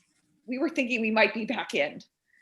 So I think that's what people have to remember. All, the not knowing what's happening next has caused some of the impact. But I will say, to me, the biggest impact is our space constraints and having 3 schools that are so that, not having that new building in 2014, it just, no one could have foreseen what we're in right now. But boy, did Swampscott really take a hit. by not having that building, where other districts who did invest in their schools didn't have that same impact that we have. So that's my biggest barrier right now in terms of getting more kids in. Our whole team's biggest barrier. I don't know if anyone has questions, but that's what I see as the biggest barrier. Karen, with her.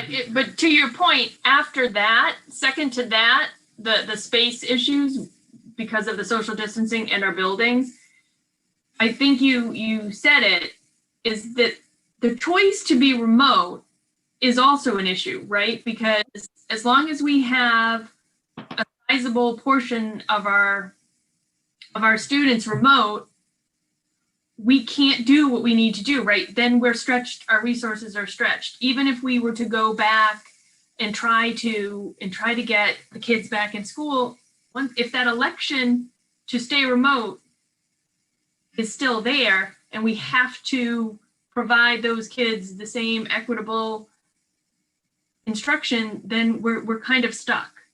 And so that kind of needs to go away as well. That's I see that as a big piece of the puzzle. And, You're actually, the only requirement we have to the Department of Ed is to provide the amount of instructional hours on the model that we are currently in. We are in hybrid. So Right. That is where we have the obligation. We don't have the obligation, though we obviously feel one for sure, to our families who chose remote only. And we do our best to meet that. But the obligation to the Department of Ed is actually to provide the hours, instructional hours, based upon the model that we are currently in. We are in hybrid. But I will say I have, they did mention at my last DESE meeting that, that they are reviewing, which means they are thinking that this summer we would be responsible for in-person instruction, not running dual platforms. That is a game changer. that is a game changer, yes. So I am hopeful that is what that we are in a state of health and wellness, that's possible, right? That really would change things for us.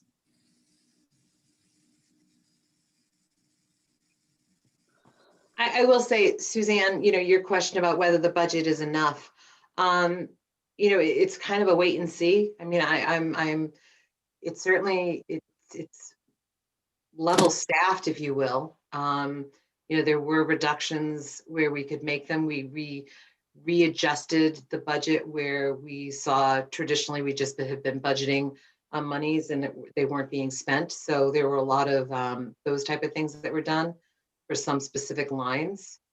I think also, Mark, that you were showing how I know we had a decrease in our tutors and we had a decrease in our ESPs, but an increase in the number of certified teachers that we have in special ed. That absolutely is a reflection of the pandemic, and noting that we know that having our certified teachers and investing in them is critical, that they have the direct contact with our students. So that's purposeful. You're answering my question because I'm asking you something, you don't have a crystal ball. I totally get that. I just keep thinking that I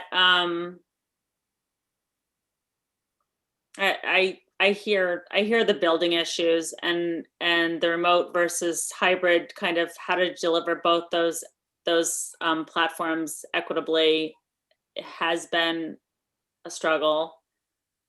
And it's a shame that all our elementary school kids, it's a shame that we're treating them as 3 elementary schools instead of, that we don't have busing in places and things like that to help us mix and match kids in different ways, that we sort of are constrained by just the structure of our system. But just want to make sure. I don't even know what I'm just trying to say that flexibility with the positions. And I guess you answered my question, because we can shift teachers around, and I was thinking about teacher contracts too, and just salaries and hours, using people part-time here and there, or I don't know.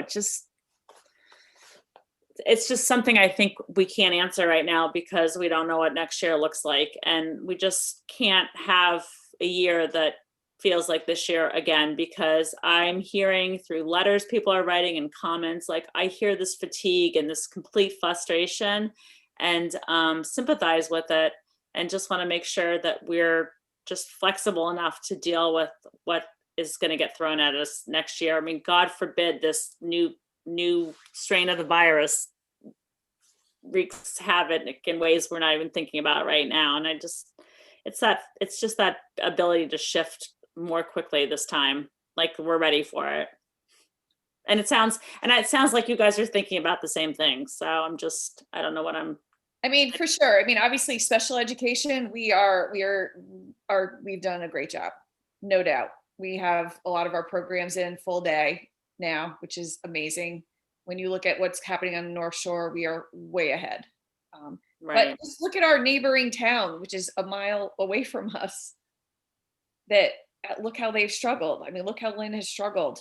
Right. And we are so close to them, and we've done a lot. I know it's not enough. I have 4 kids. I live here too, and I have 4 kids, and I watch them in their bedrooms for 3 days a week, and they're so happy to go to school 2 days. Like that is their favorite 2 days of the week. They want snow days now so they don't have Zoom, not so they don't have school.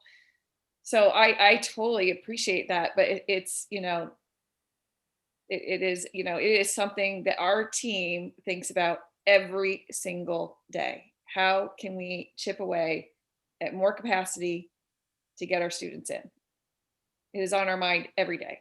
I think I know just from the amount of emails I see and meetings I've attended or been privy to, like I know how much work is going into this, and I think it's like hard to ask you to do more, but I think communication, obviously, and just sharing all the stuff we're working on is great, and we just have to be better at that. But budget wise, anyway, stick to the task at hand. I mean, great job, Martha. It's so clear. It's nice to look at it and understand it really quickly instead of just delving through some of the other budgets I've seen in the past. It's just always so nice to have this clarity.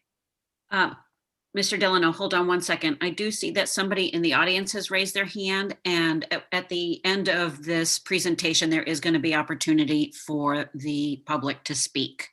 So with that, Mr. Delano, back to you. So hypothetically speaking, what would happen? We have to wait for DESE to give us permission to go to 3 feet? No, they've already said you could. That is already, but we did vote on the 6 feet. Your school committee did, right? We could change that with a vote. Right. At any time. Huh. Okay. That was a vote that we took in August.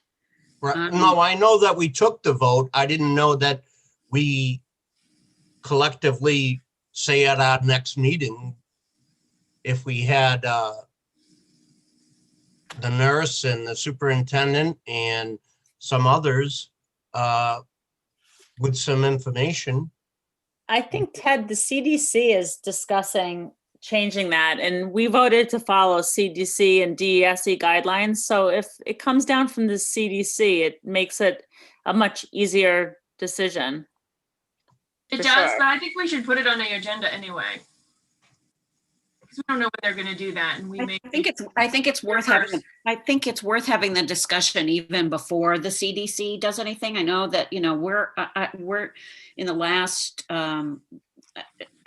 Maybe we can come back to this during the chair part of it, because I think we just have to be cognizant that none of us are medical professionals, so we need real advice and real.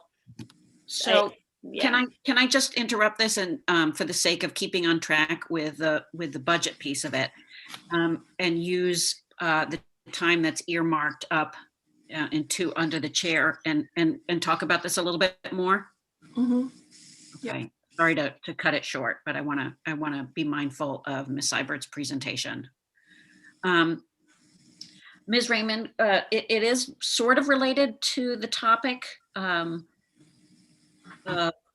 class sizes, but I'm thinking specifically about the preschool and the fact that other preschools around us are anecdotally, I understand that they are at regular capacity. Is that something that your teachers have discussed at all? So that's the, if this, that's, we're at the 6 feet social distancing and maybe they're not. Okay. And the one thing you have to, again, I asked that as a budget question specifically because I'm thinking about the money that's not coming in with the model. Well, it's also, we're out of state regulations. So we actually have to apply for a waiver to do what we're doing because you're supposed to have 8 typically developing peers for every for 7 students who have disabilities. And we are obviously way off our ratio. The state knows that, and we have to apply for a waiver every 3 months in order to be approved to operate in the manner that we are. But they're well aware that every town is under this constraint. We are not the only one. Okay. Any other questions for Ms. Seibert?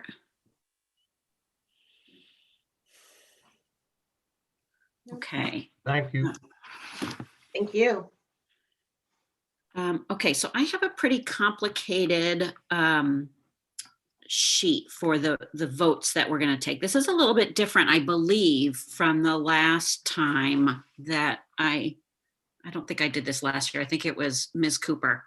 But yes. You're shaking your head. The last time I did this, it was not her cost center. It was the bottom line budget. Yes, no, Ms. Cooper did it the last 2 years, yeah. So we're going to vote on, we're going to vote on these line items specifically so that it gives you the opportunity, Ms. Seibert, to move things within a cost center, but not necessarily within the whole budget.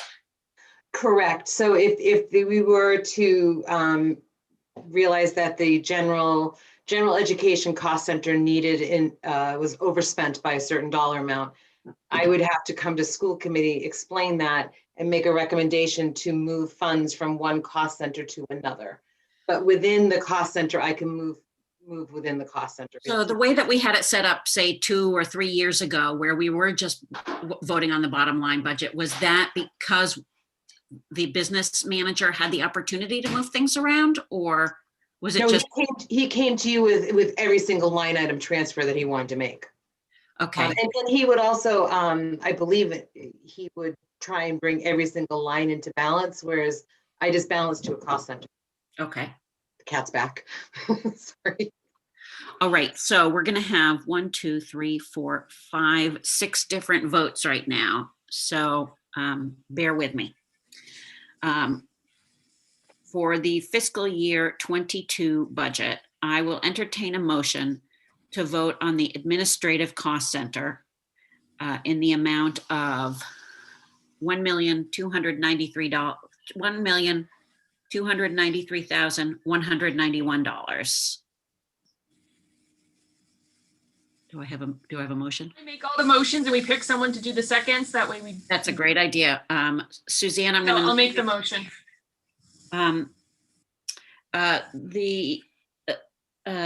Suzanne, just what are you motioning? No, I was just wondering if you wanted to, if you were saving public comment for the end of tonight, or do you want to hear public comment about the budget if people want to say anything before we vote? Just so I had it. So I I had out there. Yeah, so I had it after Director of Finance, but I'm just stopping you in case people want to. Well, with the approval of the school committee, I will pause the vote to listen to public comment. I don't know if I need to take a vote on this, but I'm going to, just so that nobody comes back and says I was out of order. Motion to allow public comment. I'll make the motion. Okay, do I have a second? I'll second. All in favor, Ted? Yes. Suzanne? Yes. Karen? Yes. John? Yes. And I'm a yes. So that is unanimous. And I see Mr. Schneider. I have, if you unmute yourself, you've got the opportunity to speak. Hi, can you hear me? Yes. Yes, it's Eric Schneider, town meeting member, precinct 5. Is this the only, so this is just public comment on the budget, and is there a public comment later at the end of the meeting as usual, or? Since this is a little bit out of order, my intention was to have comment now specifically related to the budget. Yep. Because I do want to get back to that. However, I have a comment on the budget. Okay. So, okay. So then I can save the rest for later. Okay. I guess, if that's okay. Go for it. So I think, as you know, it's been pointed out a couple times, the budget for the next year assumes, right, that next year is going to be like any other year.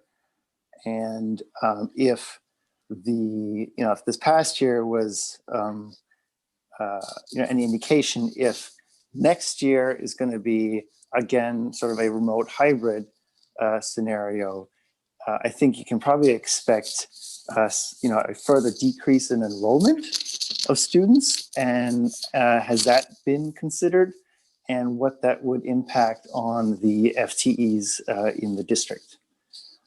Or is that something where you can be flexible later, and if enrollment drops by 20% or so, that you can then adjust the teacher numbers then? Thanks. That's a great question. Having not ever been in that position, I don't know if anybody speak to this? Is the question, if we had significant drop of enrollment, is there would there be a reduction in staff? And can you, if you approve the budget now, is that something you can do later, or do you have to do it? I don't know how the timing works, or the I don't regulations. think, Ms. Seibert? I'm sure more. Yeah, so the budget really is a plan, and it doesn't require us to have all these staff that are in the budget. Obviously, if enrollment changes up or down, we would have to make modifications. So I like to view the budget as a point, a plan at this point in time. And in my first presentation, the first night, I did say, this does have to have some assumptions in it. And one of the assumptions is that we do return to in-person. And if that's not how we open school in the fall, then there may be other funds that we need to ask for, whether it's through the mechanism of asking the Finance Committee for additional funds, or using other federal grants that may become available to us. So, but for the purpose of building a budget, you have to make some assumptions. And the assumption for this one was that we will return to in-person. But just the FTEs can be utilized, can go down or up, depending on what need is. I would reiterate for special education. It is a point in time, as we know it right now, but whatever it looks like in September or October or December is the amount of staff that we need to meet the needs of the students that we have. That is what we have. No more, no less. So we don't keep people positions that we don't need, and we don't have open positions that we don't fill if we absolutely need them. So. And the process is through the town charter on our dates, what we're doing. Correct. By town charter, we have to submit and vote a budget. We have to vote and submit a budget to the town administrator by February 15th, I believe is the date. So, right, but that is assumptions. It does not mean that we have to know what staff, we can make staff changes throughout the year.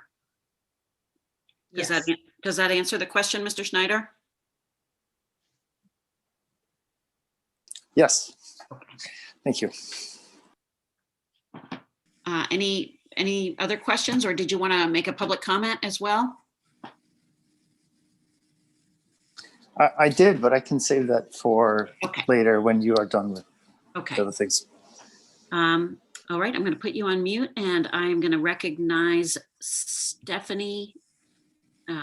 It's cutting you off. I think it might be Stephanie Tucker. Yep, that's right. Can you hear me? Yes. Thank you so much for taking my question tonight. It's a quick one. Hopefully there's a quick answer. I appreciate you all for the work you're doing. My question for the committee is just, how is the town's anti-racism efforts represented in the work that the school department's doing? And specifically, where can we find that work represented in the budget presented tonight? Wow, another great question. Probably a Pam question. Yeah, I'm thinking, unfortunately, the super would probably could speak to this. Dr. Bacon, I don't want to put you on the spot, but I'm gonna a little bit. Can you speak to that at all? Yes, I can speak to that a little bit. So we have a series of grant monies that have been set aside for that work. Some of it is embedded in this year's title grant funding. Some of it will be embedded in next year's title grant funding to push that work forward. There's also ways that that work is becoming embedded in our, and the kinds of things, let me just back up a second. The kinds of things that's related to that work that are funded through the title grants are around professional development for staff. In addition, there are other no-cost things that the district is pursuing. I think Mrs. Raymond, I think you could probably speak to the equity audit that's upcoming and some work we're doing with a METCO group to really examine our practices around equity and inclusion. And that is a no-cost thing that we're engaged in. And there are other sort of changes to our processes internally that, again, are no cost, but push that agenda forward. So for example, right now we have a group of educators who are looking at a new elementary mathematics program for purchase to replace our current elementary mathematics program.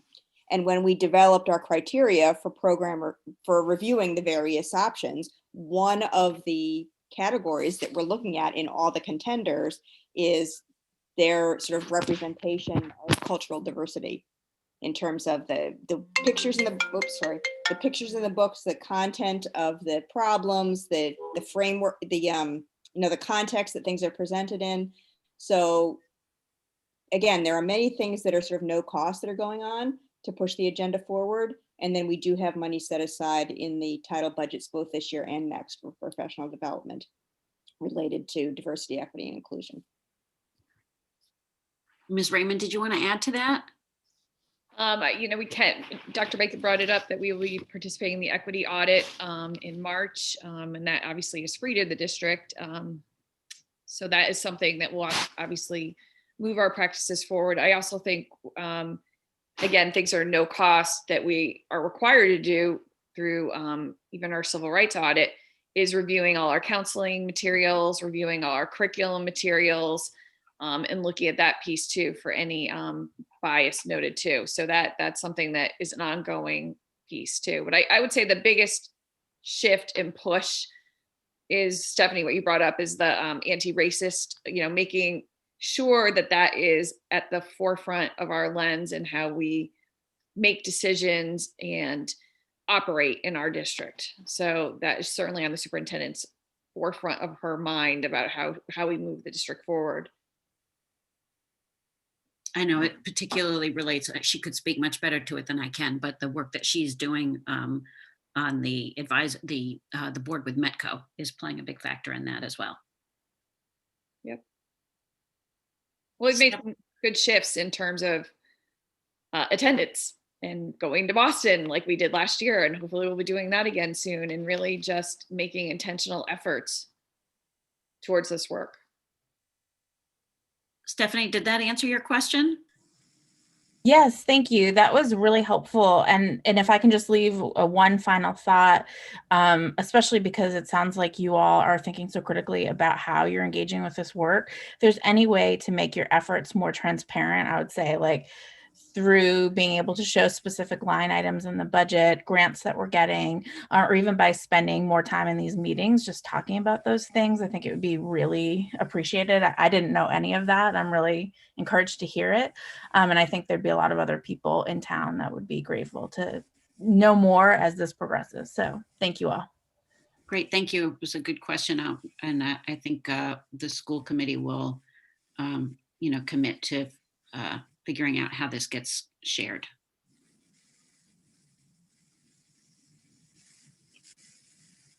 All right. So I see one more hand raised. I see. That's just Mrs. Tucker or Ms. Tucker.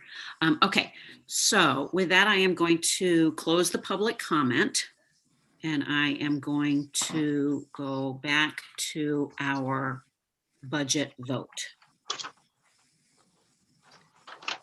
So Suzanne, if I can nominate you to make the motions as the vice chair, and who would like to make the seconds? I'll second. Okay. So bear with me now. If I will entertain a motion to vote on the administration cost center in the amount of $1,293,191. I will make the motion. Mr. Delano, do I have a second? Second. Roll call vote. All in favor. Suzanne? Yes. Ted? Yes. Karen? Yes. John? Yes. And I'm a yes, so motion passes. The next, a motion to vote on the General Education Cost Center, which is $16,045,582. Do I have a motion? I will make the motion. Do I have a second? I'll second. Roll call vote. John? Yes. Karen? Yes. Ted? Yes. Suzanne? Yes. And I am a yes, motion passes. Can I have a motion to vote on the special education line item at $9,741,528? I will make the motion. Second. All in favor? I'll take the roll call vote. I will start with Karen. Yes. Ted? Yes. Suzanne? Yes. John? Yes. And I am a yes, so that is unanimous. Can I entertain a motion to vote on the school facilities cost center at $2,422,348? I'll make the motion. Second. I'll take a roll call vote with Suzanne, Yes. John, Yes. Karen, Yes. Ted. Ted, I didn't hear you. Yes. And I am a yes. That is a unanimous vote. It passes. And I will entertain a motion for the district-wide programs cost center at $1,592,151. I'll make a motion. I'll second. All in favor, Karen, Yes. John, Yes. Suzanne, Yes. Ted, Yes. and I am a yes. Motion passes. And last but not least, the motion to vote on fiscal year 22 school budget for $31,094,801. I'll make the motion. I'll second. All in favor, Suzanne, Yes. Ted, Yes. Karen, Yes. John, Yes. and I am a yes. The fiscal school year budget approved by the school committee to go to the town manager and finance committee for review and approval before going to town meeting. Okay. Yeah. Thanks, Thank you. Martha. Thank you. Thank you very much. I will say, I really appreciate doing this. I said it last week. I appreciate doing this over several nights. I think it really allows for everybody to get into the details of it without fatigue. So thank you for organizing it this way, Ms. Seibert. So we're going to move on to my chair report, which is, so I've got two things. The first is, I'm going to go out of order here. The first is this, I wanted to put this on the agenda, which the Massachusetts Association of School Committees shared with us, which was the Framingham resolution to prioritize the class of 2021 for COVID-19 vaccinations. And this is a letter that I shared with you all. The MASC also shared it, that it was sent to Governor Baker by Framingham School Committee. And they have asked other school committees to please consider it.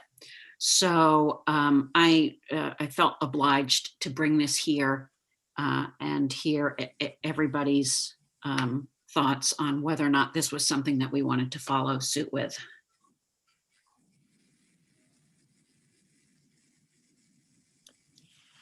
I don't really understand. I don't be able to just speak.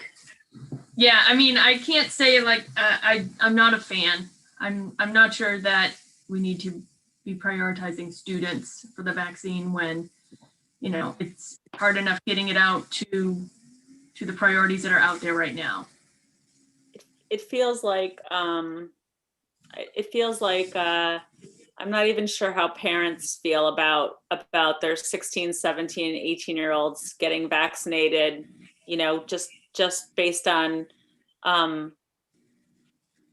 who the vaccine, I mean, based on who the vaccine was developed for, right? So, I mean, I think if the resolution was, let's get our teachers vaccinated, you know, this month or whatever, it seems like it's a more worthwhile effort. Like we'd have sort of, we have more reason to do that with the adult population versus the youth population. But I mean, I agree. I found the whole agree. thing surprising.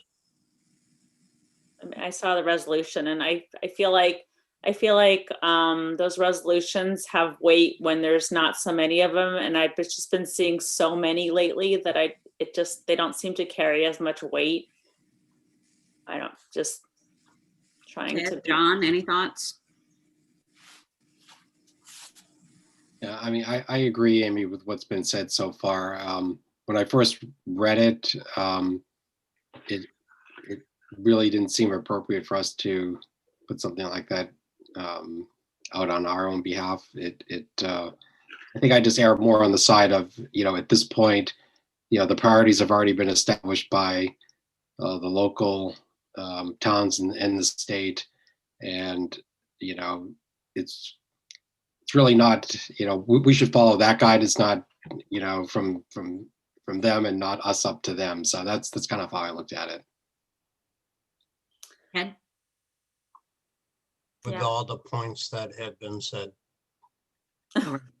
So we'll consider this tabled. Yeah.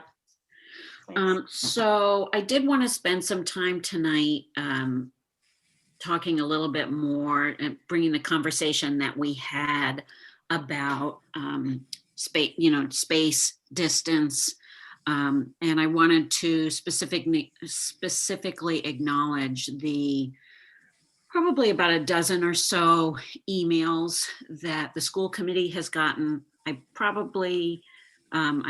think that there are probably some that have gone to the superintendent as well that may not have come to us.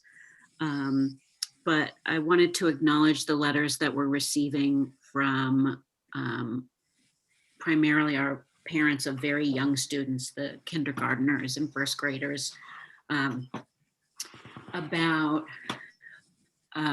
the desperate need to get our kids back to school. And you know, the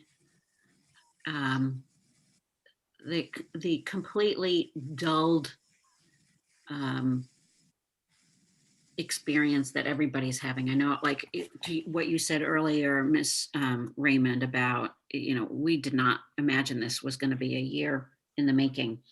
And I think everybody is exasperated, and parents of the youngest kids are really burnt out by the really heavy burden that they have teaching alongside their kids, you know, that perhaps parents of older kids are not, I'm sure that they have similarities, but I think that the parents of the littlest kids are feeling it the most. It's a very open-ended discussion, you know, but I think it was Karen and Ted very specifically started to talk about distancing. Does anybody want to? Well, I definitely think that we need to put it back on the agenda. We probably, you know, it's not on there, so we can't do anything tonight, and we don't have the occupational health nurse, and we don't have the superintendent here tonight. You know, it wouldn't have been appropriate anyway, but I think maybe at the next meeting, we should have, you know, those parties here, and we should have an in-depth talk about it. You know, I'm frankly, just to speak frankly, I'm still waiting on the CDC. If they're floating it, if they're talking about it, then they're probably going to do it. And, you know, it's probably about time. You know, you hear about what's going on, you know, in Nevada, and, you know, bringing kids back because, you know, the amount of suicides is worse than what could happen with COVID. I mean, we can't let this go on forever. And I think we, you know, have to start making some steps. Now, that's fine. And that, you know, if we do go to 3, that gets more kids in the building. But because of the ventilation, it doesn't get everybody in the building. So, you know, that's a different issue. And I'm not sure how to get around that, but we're gonna, you know, have to have some discussions about that as well. I think that we need to do 2 things because we can't get all the elementary school kids in the classrooms because the classrooms are, you know, undersized anyway, and the ventilation. I think that we need to figure out a schedule of returning kids where they're in school the maximum amount of time, which means that we need to figure out how to educate the remote learners as well. So we really do need to shift to have that remote teacher per grade level available to give those kids the same amount of face time with the teacher, you know, because we can't ask our teachers to teach every single day with in-person kids and do the remote. So I think that we have to make both the shifts at once to combine students if needed, you know, to look at the kids that don't need to be bused but can be moved from Stanley to Hadley or Hadley to Clark or Clark to Stanley, whatever needs to be done to balance it so that we can free up a teacher in each grade level to teach remote. Just my thought. So I think we just have to think of both things together.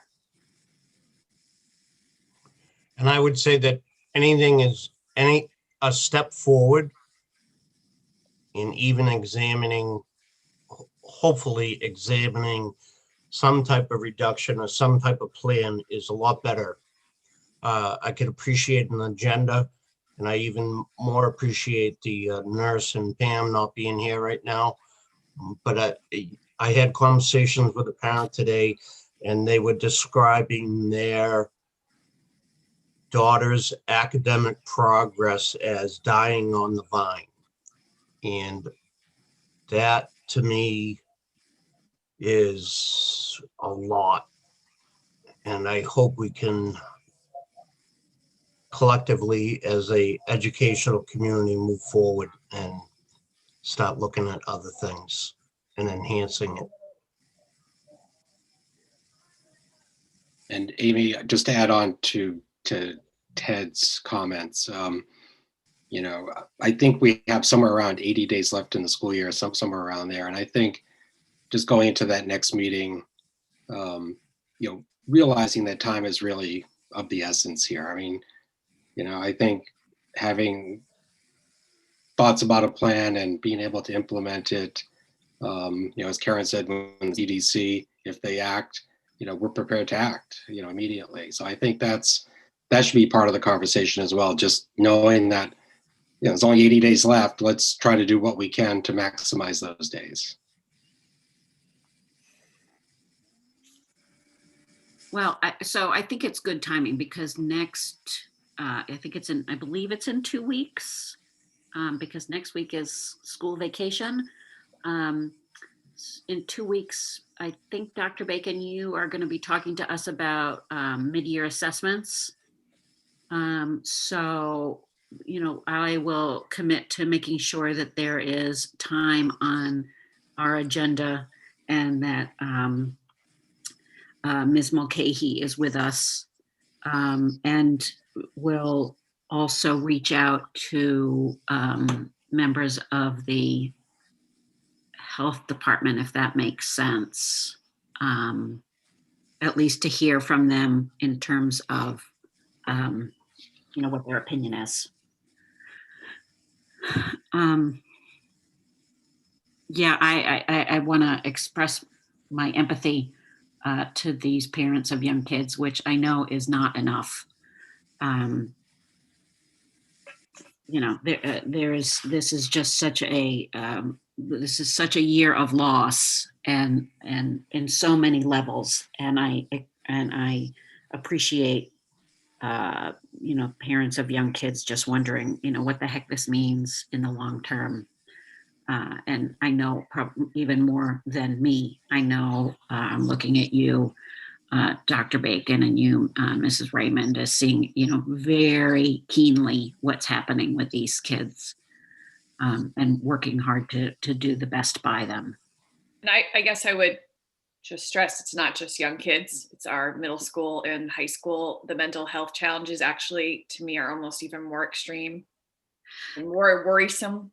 Yeah, I get that, but I think that's really important. I mean, important to remember that. Yeah, I think, the burden on the parents is probably worse at the younger grades, but the damage to the kids is at every age. So we can't,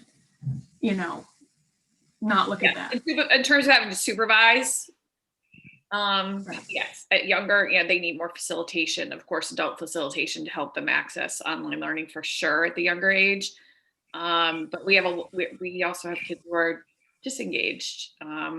It's also hard to get teenagers to do things that they don't want to do either. So I think all around, yes, it's a huge challenge and burden for every single person in this district and across Massachusetts and across the United States. And so I also want to share with you a conversation that I had with the superintendent probably 2 days ago, or maybe late last week. I can't even remember any longer. That was precipitated by the memo that came out from Marblehead and their superintendent, which we both thought was very well written. And the superintendent has, I think we all recognize that this was, has been a struggle over time, and that, she's going to work at getting more and different kinds of communications out. Knowing that the world does not watch the school committee meeting, certainly more now than in years past because of Zoom, but it's still not the whole community. So, I am speaking for the superintendent when saying that that's something that she's going to work on. So, that's the only other thing that I had in terms of my update. Is I wanted to let everybody know that we had a tri-chair meeting last Friday that was sort of a tri-chair plus, in addition to Tim Dorsey from the Finance Committee, Peter Spelios, the head of the Selectmen, and myself, the town manager, and the superintendent. We also included Mr. Delano and I have one more person who I'm missing. Ms. Fletcher and Ms. Mary Ellen Seibert. Fletcher, yeah, and Mary Ellen Fletcher and Ms. Seibert, specifically to talk about the Nahant contract as we come up on the last year, and to talk about sort of to report in on what our missions and goals were, and to talk about what both the Finance Committee would like to see it represent and what the town manager would like to see represented in the contract. And I felt like it was a good and productive conversation, and in line with the conversations that the school committee have had in executive session about the same topic. So just wanted to report back on that. Our conversation last Friday was limited to only that topic. So if anybody has any questions or not, then we'll move on to Ms. Wright and the school building committee. Thank you. Like I said earlier today, we've had a really busy last couple weeks. We had a traffic forum, then we had a forum to discuss the site and the outside of the building, specifically playground spaces. And last night we had a discussion about the inside spaces and the ways in which we can make the building better for the whole community. So those were great, and there'll be ongoing conversations because there's more to discuss, but it gave the design team lots of stuff to think about, to really just fine tune a lot of the building. In addition to these public meetings, there's been a whole bunch of subcommittee meetings and private meetings. And I know the design team has been working with the administration and some teachers about specifically about the spaces inside the building and the programming. So that's been great. There was a meeting with the the energy subcommittee to look at the systems that might be in the building and how we're going to get to the EUI of 25 or lower, and getting the building ready for net zero. That was an exciting conversation to talk about. That I learned a lot yesterday. I'm still taking, I took the minutes. So that was a really technical discussion. And tomorrow the design team is meeting with some other people from town, such as the fire chief and the police chief and DPW and stuff, to talk about the safety needs for the site and the building, as well as some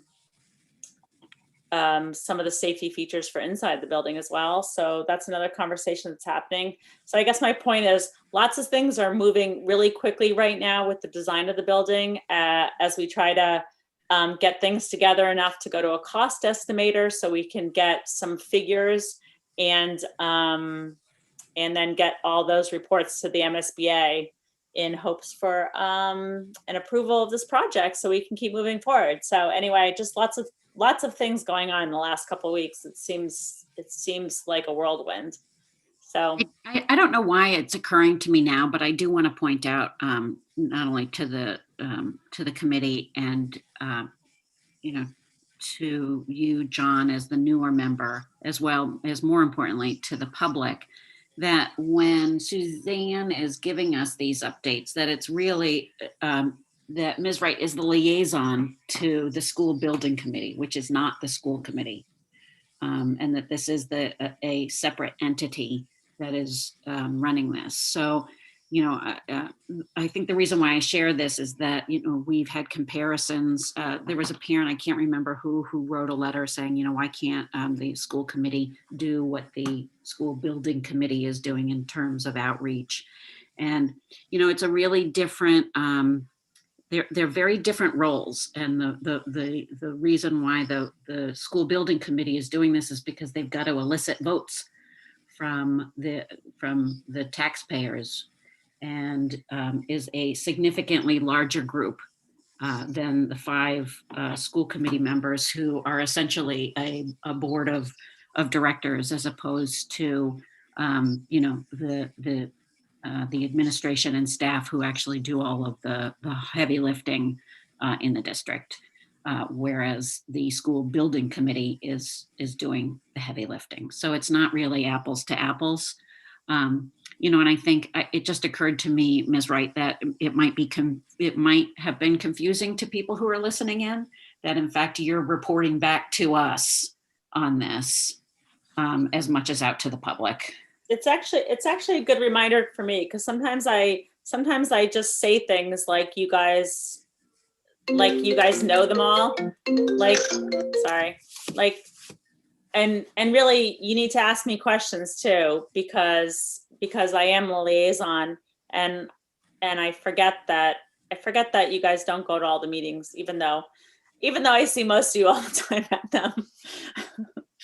But so it's a good time for you to ask questions too about the process. And if I'm not giving you enough information, tell me, because I'm like breathing this 24/7. So I feel like, I don't know, it's like oozing out of me all the time. So I appreciate you're doing it. I feel like you give great updates.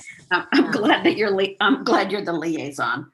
I just feel like there's so much going on, and there's so many pieces to this puzzle, and it's really hard to wrap your head around all the different people that are working working on this in a way that's like, there's just so much information, and I'm sure that it just feels really scattered right now, but thank God we have an OPM that's keeping us in line and really focusing.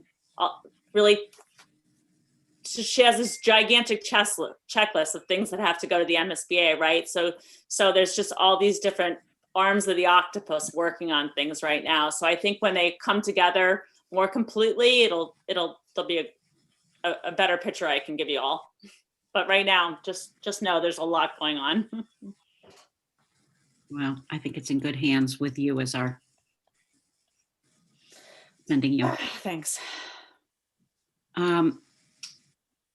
So now we have the approval of minutes, which are from February 3rd, 2021. I will entertain a motion to approve. I'll make the motion, since that's what I'm doing tonight. Second. I'm looking at you, Ted. Second, All in, Second. all in favor. John, Yes. Karen, Yes. Ted, yes. Anne, Yes.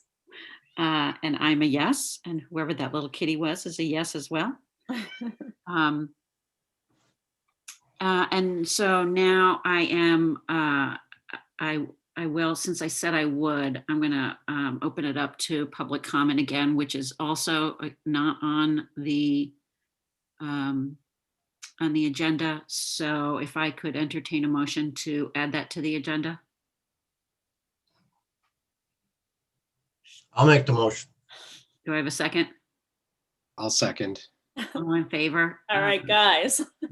Karen, Yes. Suzanne, Yes. Ted, Yes. John, Yes. I'm a yes. So I see Mr. Schneider with his hand up, and you are, if you're unmuted, so. All right, thank you again. I'll be short. I know it's late. So Madam Chair, thank you for the discussion today. I really appreciate it, hearing everyone's view on, and hearing the concerns that have been heard. So thank you for that.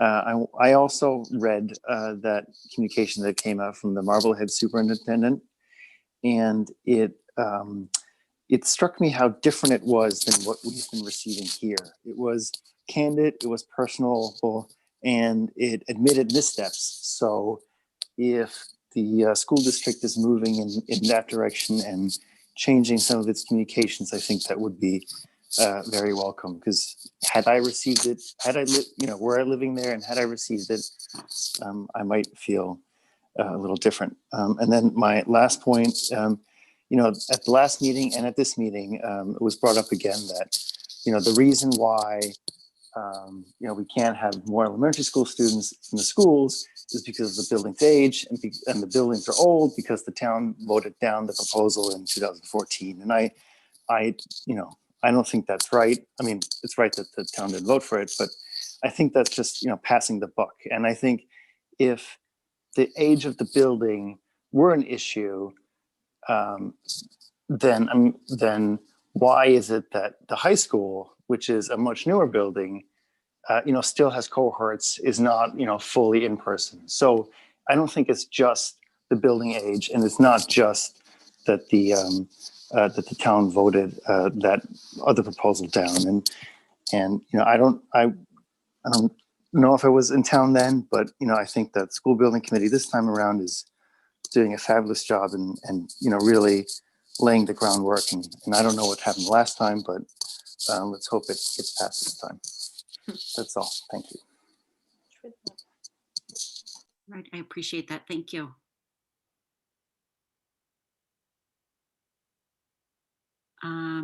I don't see anybody else with their hand raised. And in fact, I see the numbers going down. So I'm going to entertain a motion to adjourn. I'll make the motion. Do I have a second? Oh my God, I'll Second. second it. All in favor? Karen? Oh, yes. Ted? Yes. Suzanne? Yes. John? Yes. And I am a yes. It is 9:36 and we are adjourned. Thank you, everybody. Thank you. Thank you. A record on votes tonight. Jeez. Good night. Good night, thank you. Good night.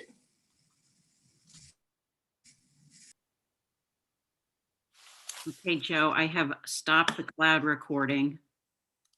Okay, I'm just stopping the live streams. We're still live, so just 1 second.